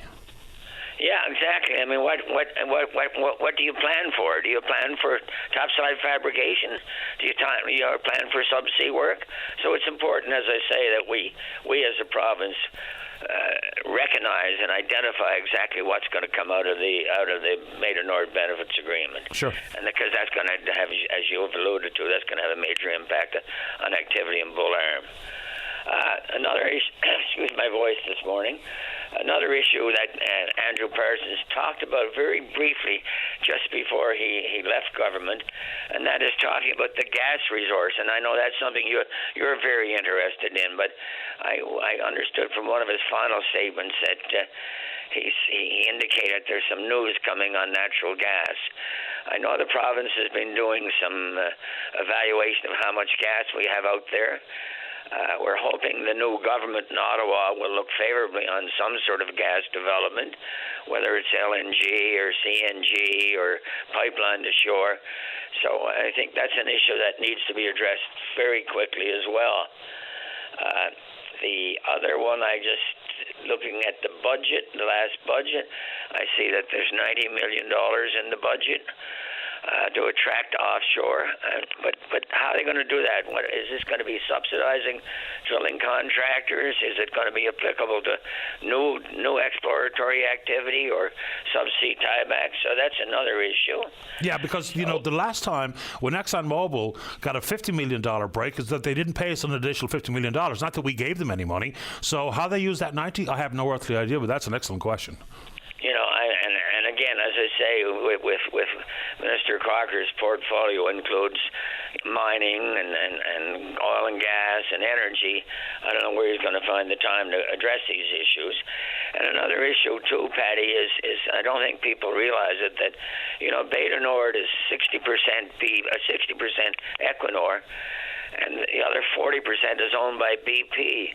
And there's a lot of speculation in the international media that BP might be sold. We do know that Shell now is looking at it. So how will a new owner of the 40% of Equinor, how will that affect the project? So that's my wish list for Steve Crocker, who I've never met, but he seems to be a competent minister. We'll see what that pans out to be. But my advice to him is to get at these points and try to get some resolution of the Bull Arm situation, the Beta Nord benefits, to get marketing our offshore, to get an assessment of our gas. Speaking of gas, by the way, something you're very close on is LNG. Do you realize that the Kitimat project's about 3 weeks away from first gas? Yep. $16 billion being spent. And finally, we're going to get an LNG project in Canada. It's about time. which raises another issue. I'm full of issues this morning. I won't stay much longer, but the federal cabinet's going to be announced tomorrow. It's going to be really interesting to see who gets natural resources and who gets environment. I would not want to see Stephen Guilbeault back in environment. And in the short term, he's been shuffled off to something else. And I'm not sure I want to see Jonathan Wilkinson get natural resources, because in the previous government anyway, that they were sort of anti anything going on offshore Newfoundland. They seem to be all very interested in Western Canada and in BC, but you don't hear any discussion at all about the east coast of Canada. So we'll see what that brings. And finally, the West White Rose concrete structure. I've been down there a couple of times and had an occasion to have a tour on board. What a structure. Over 6 million person-hours of work went into that project by Newfoundland tradespeople, and not one lost time incident. I mean, that's phenomenal. When you look at the height of it, and when you look at the dangers of it, and you look at the complexity of doing it, and not one lost time incident. I mean, that's got to be a record. As you know, it's been towed out in the middle of Placentia Bay right now. It'll sit out there for about 6 weeks. They'll put 80,000 tons of ballast into it and eventually tow it offshore, install it, and the deck, a 40,000-ton deck, which was built in the United States, by the way. I don't know why we don't build these things in Newfoundland. The deck that was built in the United States will be towed up and then put on a special vessel and mated offshore and look for first oil sometime in 2026. Yeah, you mentioned Kitimat. I mean, and they're very close. But there's a bunch of other gas projects that have been greenlit in this country. The biggest one, LNG Canada Phase 2, just hasn't been able to get capitalized. And, we talk about the Liberals and the relationship to the oil and gas industry. Brian Jean, with the Alberta government, tweeted out Friday or Saturday that they just hit an all-time record high daily production in Alberta. All the while talking about separating, and all the while talking about the woe is me of the industry, which has never done better in Alberta in history. Never. Yeah, the strongest exactly. it's ever been. Well, of course, the completion of the pipeline is now putting 900,000 barrels a day through that pipeline out to the west coast. So that certainly helps. Yeah, it's not operating at capacity quite yet, though. Still a little bit shy. Maybe it's the tolls, maybe it's other issues, but that's the facts. Rob, appreciate your time as usual. Okay, well, watch out for the stoves. Will so. Thanks, Rob. Okay, Patty. Bye-bye. Bye-bye. All right, let's take a break. When we come back, Barry wants to talk about the need for a disability advocate, where that might be in the list of priorities for the new Premier. There's a caller there about parking tickets, wind energy, whatever you want to talk about. Don't go away. You're listening to a rebroadcast of VOCM Open Line. Have your say by calling 709-273-5211 or 1-888-590-8626 and listen live weekday mornings at 9 a.m.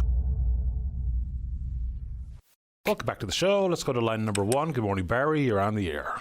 Hey, Paddy. Hey there. It's been a while.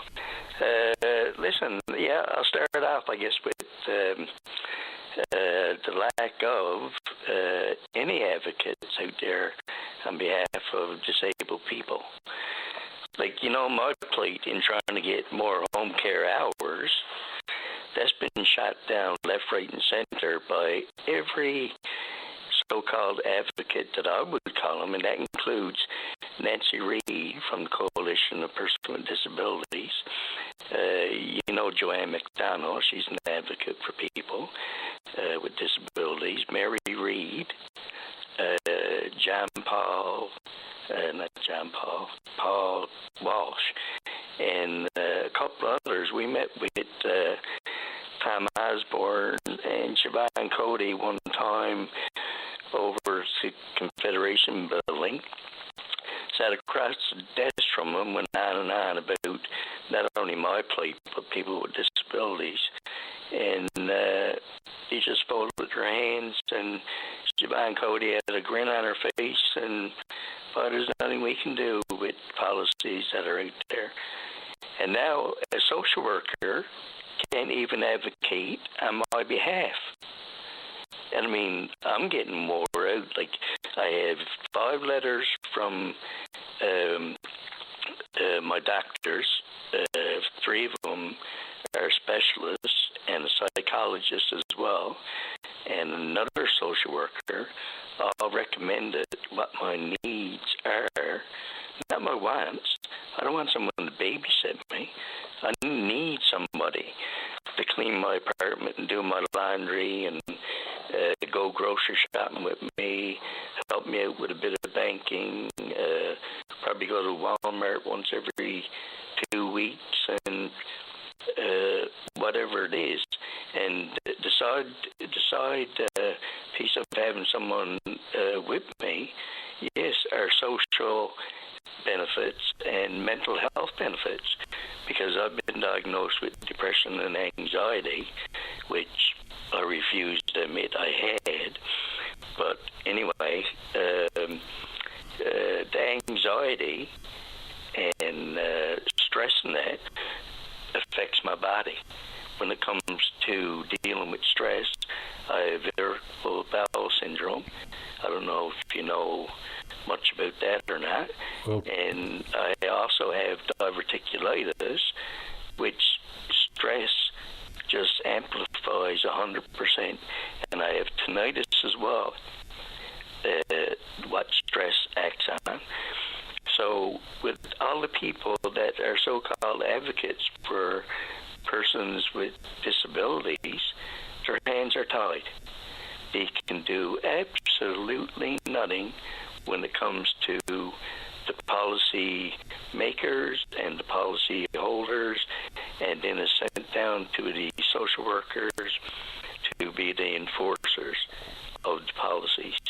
So they can come out and they can talk to you an assessment for a half hour, 60 minutes, or whatever. And whatever they take away and put into their so-called managers or directors or whatever, she can't advocate up, because she's been told that no matter what happens, the person, say a level 1, gets a maximum of 3 hours a day, level 2 gets a maximum of 6 hours a day, a level 3, which is what I am, a C5 quadriplegic,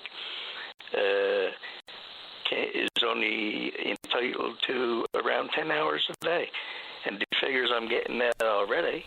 So the extra person that I need and utilize right now has been with me for 31 years, and another one has been with me 29 years, and they do 5 hours a day for me. I pay them out of my own money, out of my own pocket. And now I'm getting to a point where I can't afford to do it anymore. So, and I've been pushing for 24-hour care for the last 4 years. 3 of them years were with when I had my own company at Rotary Manor called the Cooperation for Support for Disabilities.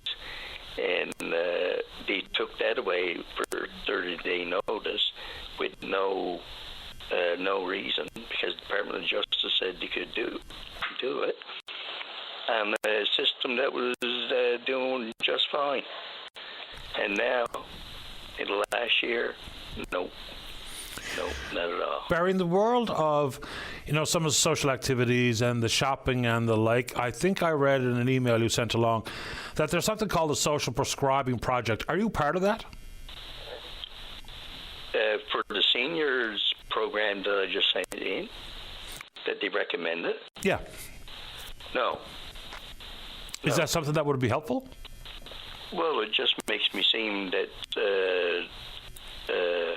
I'm being sent out to be babysitter. I got my own support system. I'm also a veteran, Patty.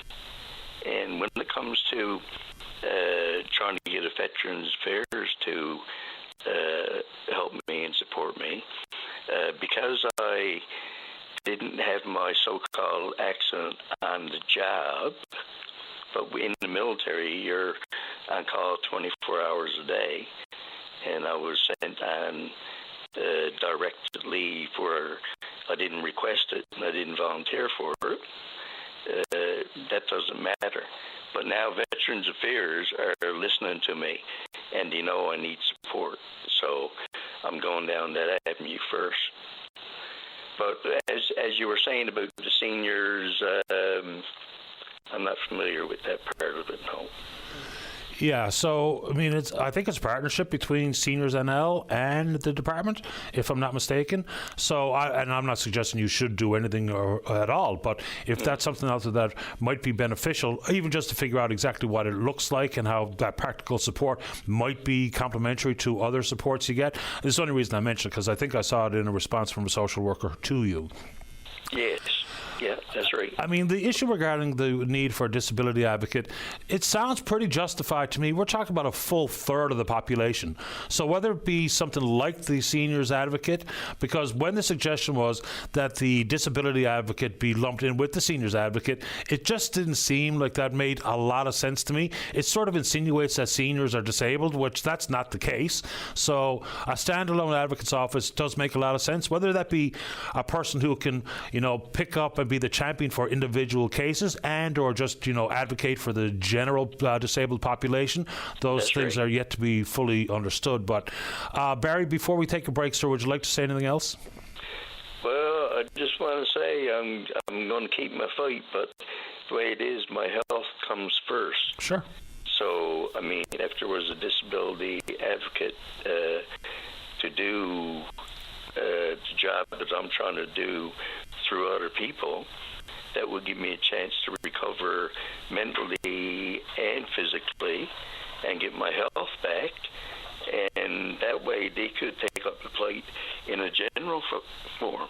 Because, believe me, there's not only me, Patty. And when it comes to people that are able-bodied now, in one split second you could be in my chair. Right? And all of a sudden, or anybody, people are temporarily able-bodied. That's what it comes down to. Because we're all going down this road. You're right. Yeah. And I appreciate your time and the email. Stay in touch, Barry. Yes, for sure. Thanks, Patty. You're welcome, sir. Bye-bye. Okay, bye. Yeah, you wonder where that is on the priority list. Before we get to the break, let's get another one on 2. Caller, you're on the air. Line 2. Hello? Hi. Yeah, me and my wife was down to St. John's last week for a medical appointment. Yeah.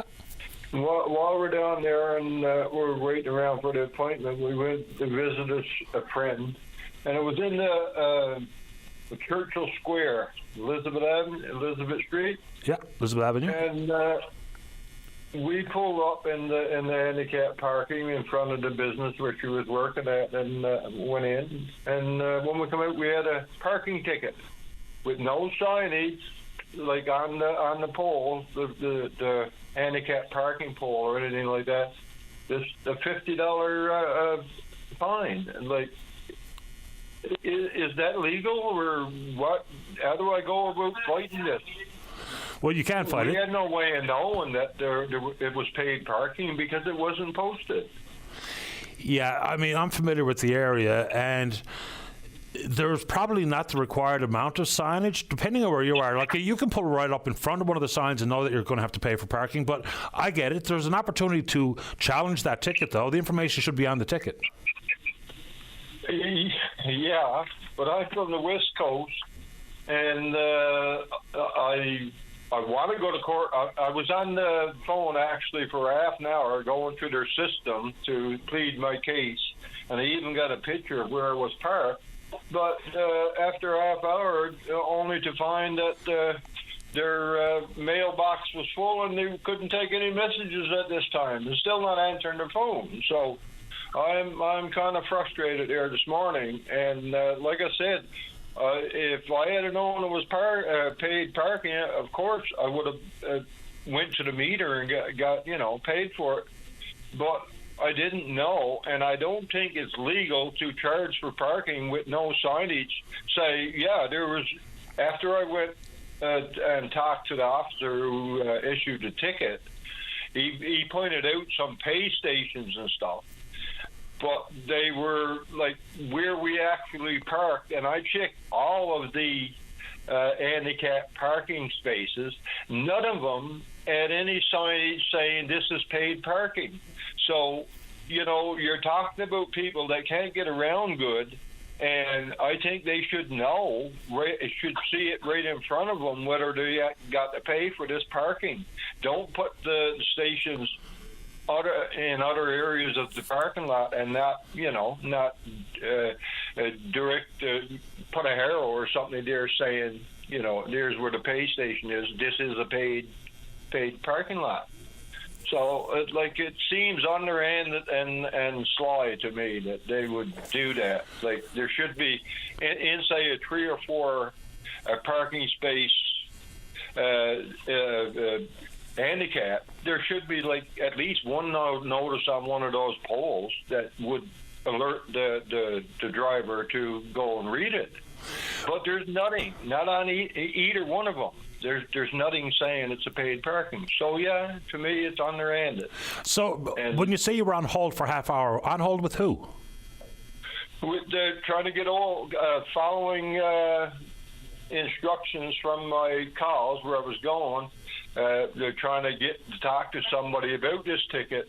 It was parking enforcement or municipal enforcement. That's what it was. Okay. And I waited and went through, I guess, 4 or 5 different prompts. And when I finally got to the mailbox or to the person that would deal with it, said their mailbox is full and he wasn't taking any more messages at this time. And I don't know, like I said, it's very, very frustrating. So they give you a ticket and they try to frustrate you into not being able to get it rectified. Just pay the ticket. And yeah. I don't know. It's frustrating. Yeah, I understand the frustration. I don't know if I can find a direct number for someone who's a human being to speak to. If I can, myself or David Williams will call you back and share the number with you. That's the best I can do. That would be awesome, Patty, if you could do that. Yeah, I'm going to have a look around, see what I can find. All right, thank you very much for your time. My pleasure. Good luck. All right. Yeah, bye-bye. Bye-bye. I'll see if I can find that number. Someone wants me to give a Coles note or a brief summary of what Dr. Anand Sharand, mechanical engineering professor at Memorial University, had to say about the ellipse around the Earth. Okay, let me do my best. Depicted in textbooks, and a popular misconception, is that the ellipse around the Earth, or the Earth's orbit around the sun, is a highly elongated ellipse, when it's not. It's actually, technically it is an ellipse because it's not a perfectly round circle, but it is a circle. The variance or the eccentricity of that circle is 0.017. The complication or implication there is that it brings forward a base misunderstanding of things like when warmer temperatures take place and how the seasons are actually the way they are. And so even for projects like solar panels and large-scale solar projects, that's what he's trying to say, is that we should have an accurate depiction of the ellipse, much more, not a big stretched oval, but pretty much a round circle. That's what he was saying, basically. So it has an implication about direct sunlight, the relationship to the Earth and the distance to the sun. And the seasons are primarily driven by the tilt of the Earth on its axis, which is at 23.5 degrees, as opposed to thinking that it's all about how far we are away from the sun, which drives the seasons. Because, as you pointed out, we're as close to the sun on the 21st of December as we are on the 21st of June. That's a pretty basic summary, Dave, I think. Not bad. Let's take a break. When we come back, we're speaking with you. Don't go away. Welcome back to the show. Before we get to the news, just a couple of quick items, and we'll put the caller on hold. We want to talk about wind energy. The thought coming from a couple of corners was, are we not going to mention the fact that 17 of the 21 Liberal members of the House of Assembly are cabinet ministers, so leaving only 4 backbenchers?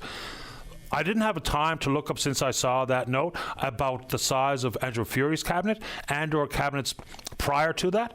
So I think 17 was the number last go round too, if I'm not mistaken. But it's a fair point and a fair observation to make. 17 out of 21 sitting in cabinet. So there you go. And what comes along with, of course, a cabinet minister's pay bump is also part of that conversation, I assume. All right, let's see. Your quick check-in on the Twitter box. We're VOCM Open Line. Follow us there. Email address is openline@vocm.com. When we come back, tons of time left in the program to speak with you on a topic of your choosing. Don't go away. Welcome back to the show. Let's go to line number 5. Say good morning to former Crown Prosecutor Mike Murray. Good morning, Mike. You're on the air. Yeah, good morning, Patty. Morning. I want to go back to the first caller you had on this morning who was talking about involuntary treatment for drug issues. I just want to point out a couple of things there. I mean, there are a number of ethical issues involved, but I'm not even going to touch that. I'm just going to talk about it as a practical matter. And as a practical matter, I mean, as you suspect, it's just stupid. Number one, like everything else in the healthcare system, there's more people who need the service than there are resources. If you go down to court, if you're in bail court or sentencing, you're always hearing about people who've been waitlisted for treatment.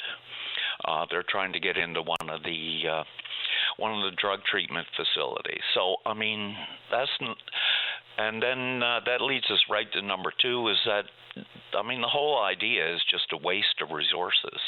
I mean, the amount of resources available in the province for treatment are finite. And why would you divert the available treatment from people who want it to people who don't want it? I mean, it just makes no sense. And number 3, anyway, treatment is not a silver bullet. You have, you always see it down in court. There's a long cycle of like treatment and relapse before people ever turn it around, if they're ever able to. So, I mean, what do you accomplish and why are you wasting your resources? It just makes no sense. Yeah, it doesn't make more sense to me either. But I guess when we talk about specific pieces of legislation like that's been tabled in Alberta, they're actually talking about expanding treatment options and building new facilities, which is only bricks and mortar. Doesn't mean you're actually going to have the healthcare professionals available to staff said facilities. So like I said to the earlier caller, and I stand by this, that's all political tools. That's not healthcare tools. That's not an actual pragmatic path to treating addiction at all. And I mean, people can take me to task all they like, but the research into the examples which are there is, I use the word murky because it is, and you know, same thing with the drug bust paradox. You make the big bust, and what we see every single time is an uptick in overdoses, an uptick in deaths. So yeah, I'm not entirely convinced by it. I mean, to some degree, it's true that when $1 million of fentanyl disappears off the street, people got to get drugs somewhere. But I mean, those are certainly. I mean, there are effects, and there are short-term effects, but ultimately, I think limiting the supply is going to have a beneficial long-term. Oh, I don't deny that, but I mean, as someone who's been an officer of the court, the fact of the matter is, not because I say so, because the evidence is pretty clear, the war on drugs, large scale. I'm not talking about law enforcement doing their job and trying to sniff out the drug dealers and the organized criminals that are involved in this, of course, because that's what we ask them, what we need them to do. It's whether or not the war on drugs and the current strategy, which is decades old, whether or not it's worked. And I would suggest for the trillions of dollars spent and the uptick in drug use, the uptick in the severity of the toxic drugs that we're seeing on the streets, something isn't working, all right? So that's kind of where I come from at it, is we can remove the drug dealer, remove the drugs. Those who are addicted will still get the drugs, and their life is no better off because of the bust. That's the only point I'm trying to make, is we sometimes draw a direct line between the bust and the user when it's a fractured line, to say the very least. Oh, no, absolutely. And also, yeah, I mean, I hear a lot of people say the war on drugs was a failure, and maybe it was, but I mean, by the actual war on drugs, you're talking about Reagan and the attempt to get the crack epidemic under control. And, I mean, certainly they did a lot of stupid things. They put a lot of harmless addicts in jail for years at a time. They had stupid campaigns like the Just Say No campaign that made no difference to addiction levels whatsoever. But ultimately, I mean, it would appear that they got a handle on the crack epidemic. I mean, they never eliminated it, but they got a handle on it up until the opiates like OxyContin took over as the next drug of choice. Yeah, and the Sackler family should be all in prison. And 100%. Yeah, so that's Purdue Pharma. You know, that's really the origin of the opioid crisis. And, you know, it happened on a doctor's prescription pad. And they knew about the addictive properties of the drug, and they hid it from the doctors, they hid it from the public. And so even when Purdue Pharma was, I think they had a fine somewhere like $30 billion or something like that. But every one of the Sacklers, they cashed out their equity in the company. They are roaming free amongst us, and they're the family that I think, not the only people to blame, obviously, but the primary responsibility for what we're seeing in this world regarding opioids is that bloody family's fault.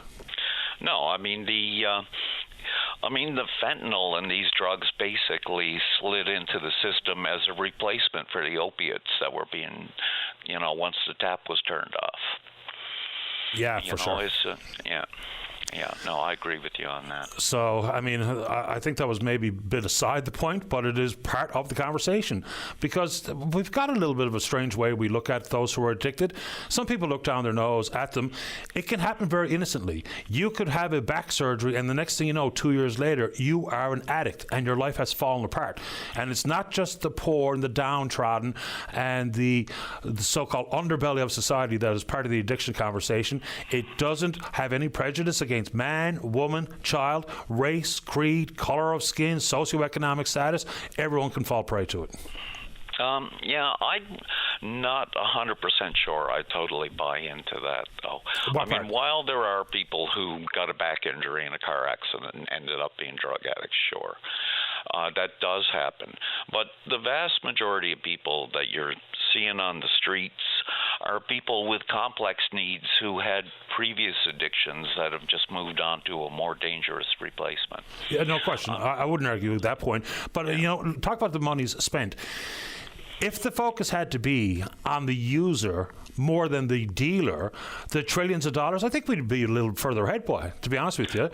Yeah, no, I concur with that. I think those safe supply programs work pretty good as long as A, the use is on site, so things don't get diverted into crime like happened in BC, and B, the people running those facilities have to realize that their responsibility doesn't end at the front door, so that you don't have people selling drugs outside, you don't have people shooting up drugs outside, you don't have people passed out on the sidewalk outside.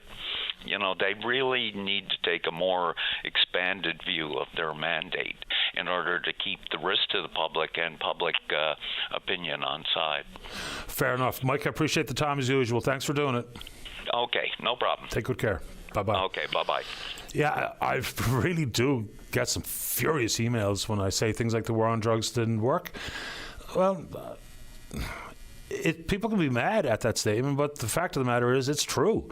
So with all the money spent, and look, again, for simple clarification, law enforcement owes it society that they do everything they possibly can to sniff out the dealer, to arrest and see them prosecuted. No doubt about it. But every single dime inside, like whether it be border controls and the Colombian cartels and the Mexican cartels and the organized criminals, whether it be the Sons of Anarchy or the Mayans or the Hells Angels or whoever, not as much focus was put on the user.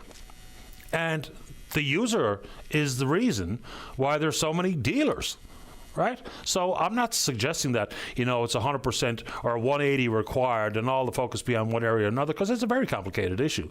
But no matter where you stand on it, the numbers speak for themselves. It is an absolute crisis in this country, no doubt about it. Let's take our final break of the morning. Don't go away. Welcome back to the show. Let's go to line number 1. Catherine, you're on the air. Yes, good morning. Good morning. Just to follow up to the man who got the ticket in Churchill Square, the parking signage down there is either non-existent or very misleading. I have had to deal with several tickets in that area.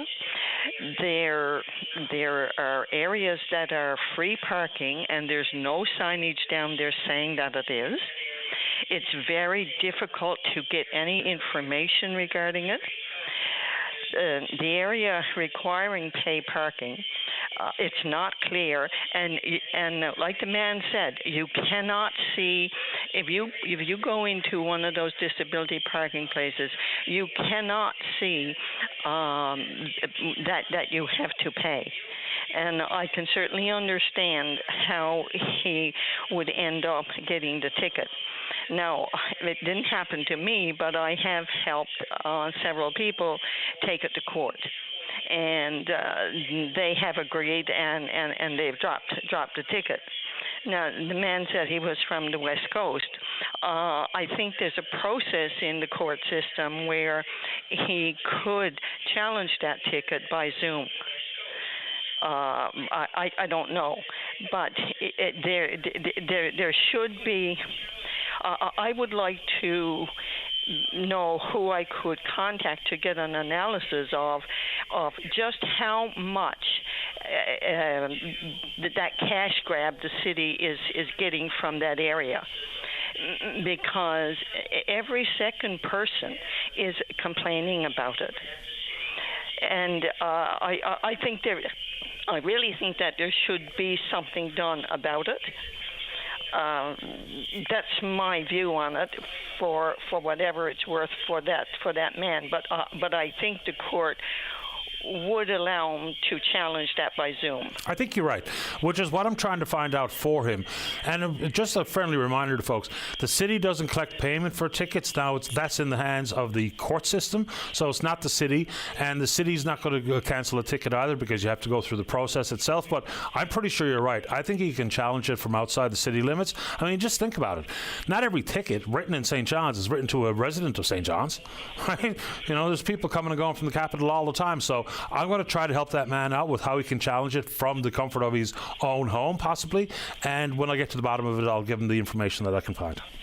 Yeah, well, if there's anything I can help him with, he's certainly free to call me, because it's the other people who has come to me, and I've helped them through the system, and the court is very understanding.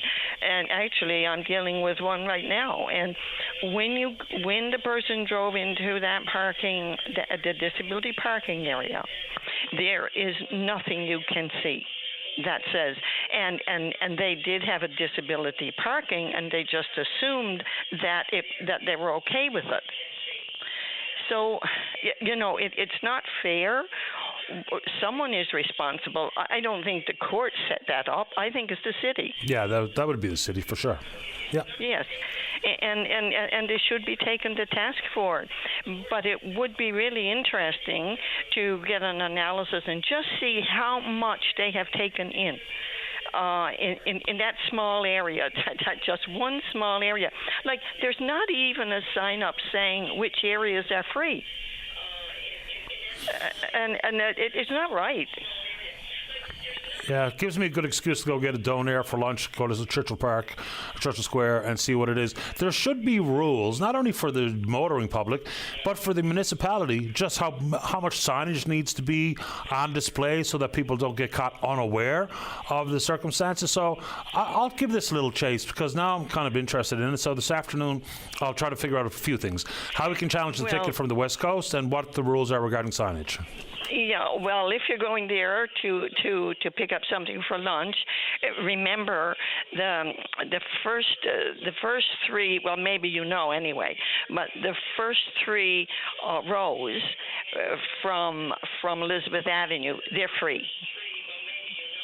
Yes, I know that much. Yeah. Okay. All right. That's my old haunt. Okay. I grew up in that area of town. Yeah. Okay. Thank you. Appreciate your time. Thanks, Catherine. Okay, bye. Okay, bye-bye.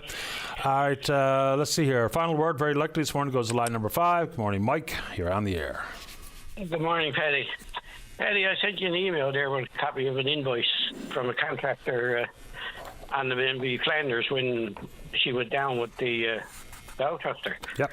Anyway, I supplied this stuff in the beginning. It was old, and she was probably close to 30 years old when I changed it out and I put in this new soft start, new electrical components. I redesigned it to be solid. I could have repaired this unit for less than $1,000. Anyway, they had another contractor there. They got it there now. They got supplied a starter, $32,854, which is greatly over-exaggerated, and you never had to use that company. Like when I built this, I redesigned it, you could go to any manufacturer that, a dozen of them around the world, you could buy them locally, somewhere in Canada, if not locally here. But anyway, the supply to the starter was $32,854. They got international domestic expedited delivery, $2,500, $2,600. Then they hired the OEM Siemens, what the contractor or the equipment was. They supplied them, and they charged $30,029. Couldn't fix it. Suggested that they buy the new one or whatever. So they hired on the representative from them, the technicians, at a cost almost equal to what the price of a new one. Then they put in overtime rates of $12,000 and regular rates $12,000, $8,000. Anyway, and all together, it totals up to $87,649.91. I see it. For a job that should have been any more than $15,000. And not only that, the PO taken out for it was done after the job was done. So the people down there, the contractor down there was down there without a PO, which means that their insurance is no good. When I was working on board the ferries, if I didn't have a PO when I went down there, and something happened, that I did something, somebody got hurt or damaged something or whatever, if I didn't have a PO and the PO wasn't in place before I went down, I wasn't legally allowed to be working on board the vessels.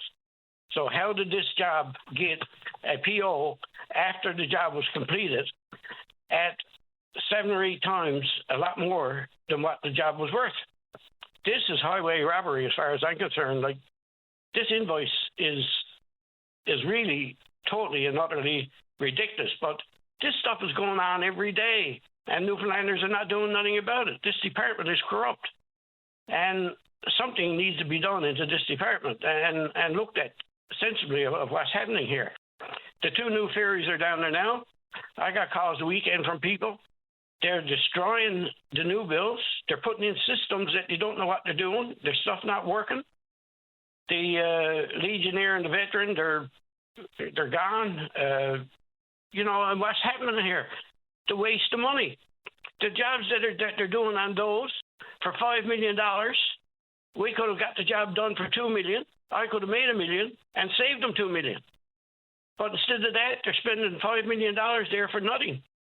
And it's just totally ridiculous what this department, and there's nobody in the department who knows what they're doing enough to do anything about it. Now we got a new minister there, Lovelace, and he was a waste of time when he was there before.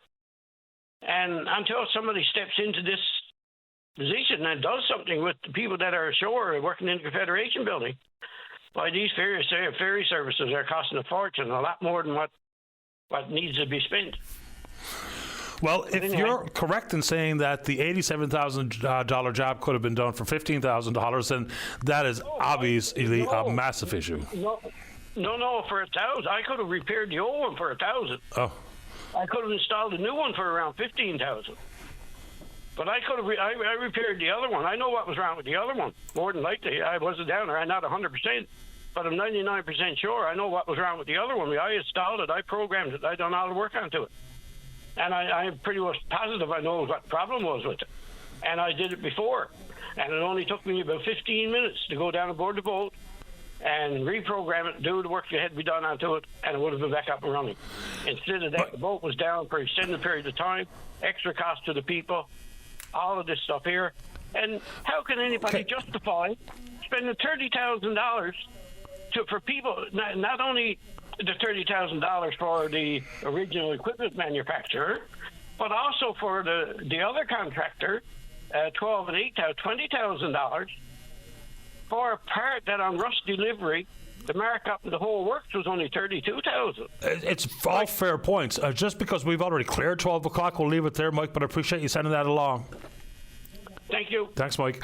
Here we go. Good show today. Big thanks to all hands, and we will indeed pick up this conversation again tomorrow morning right here on VOCM and Big Land FM's Up and Line. On behalf of the producer, David Williams, I'm your host, Paddy Daly. Have yourself a safe, fun, happy day. We'll talk in the morning. Bye-bye.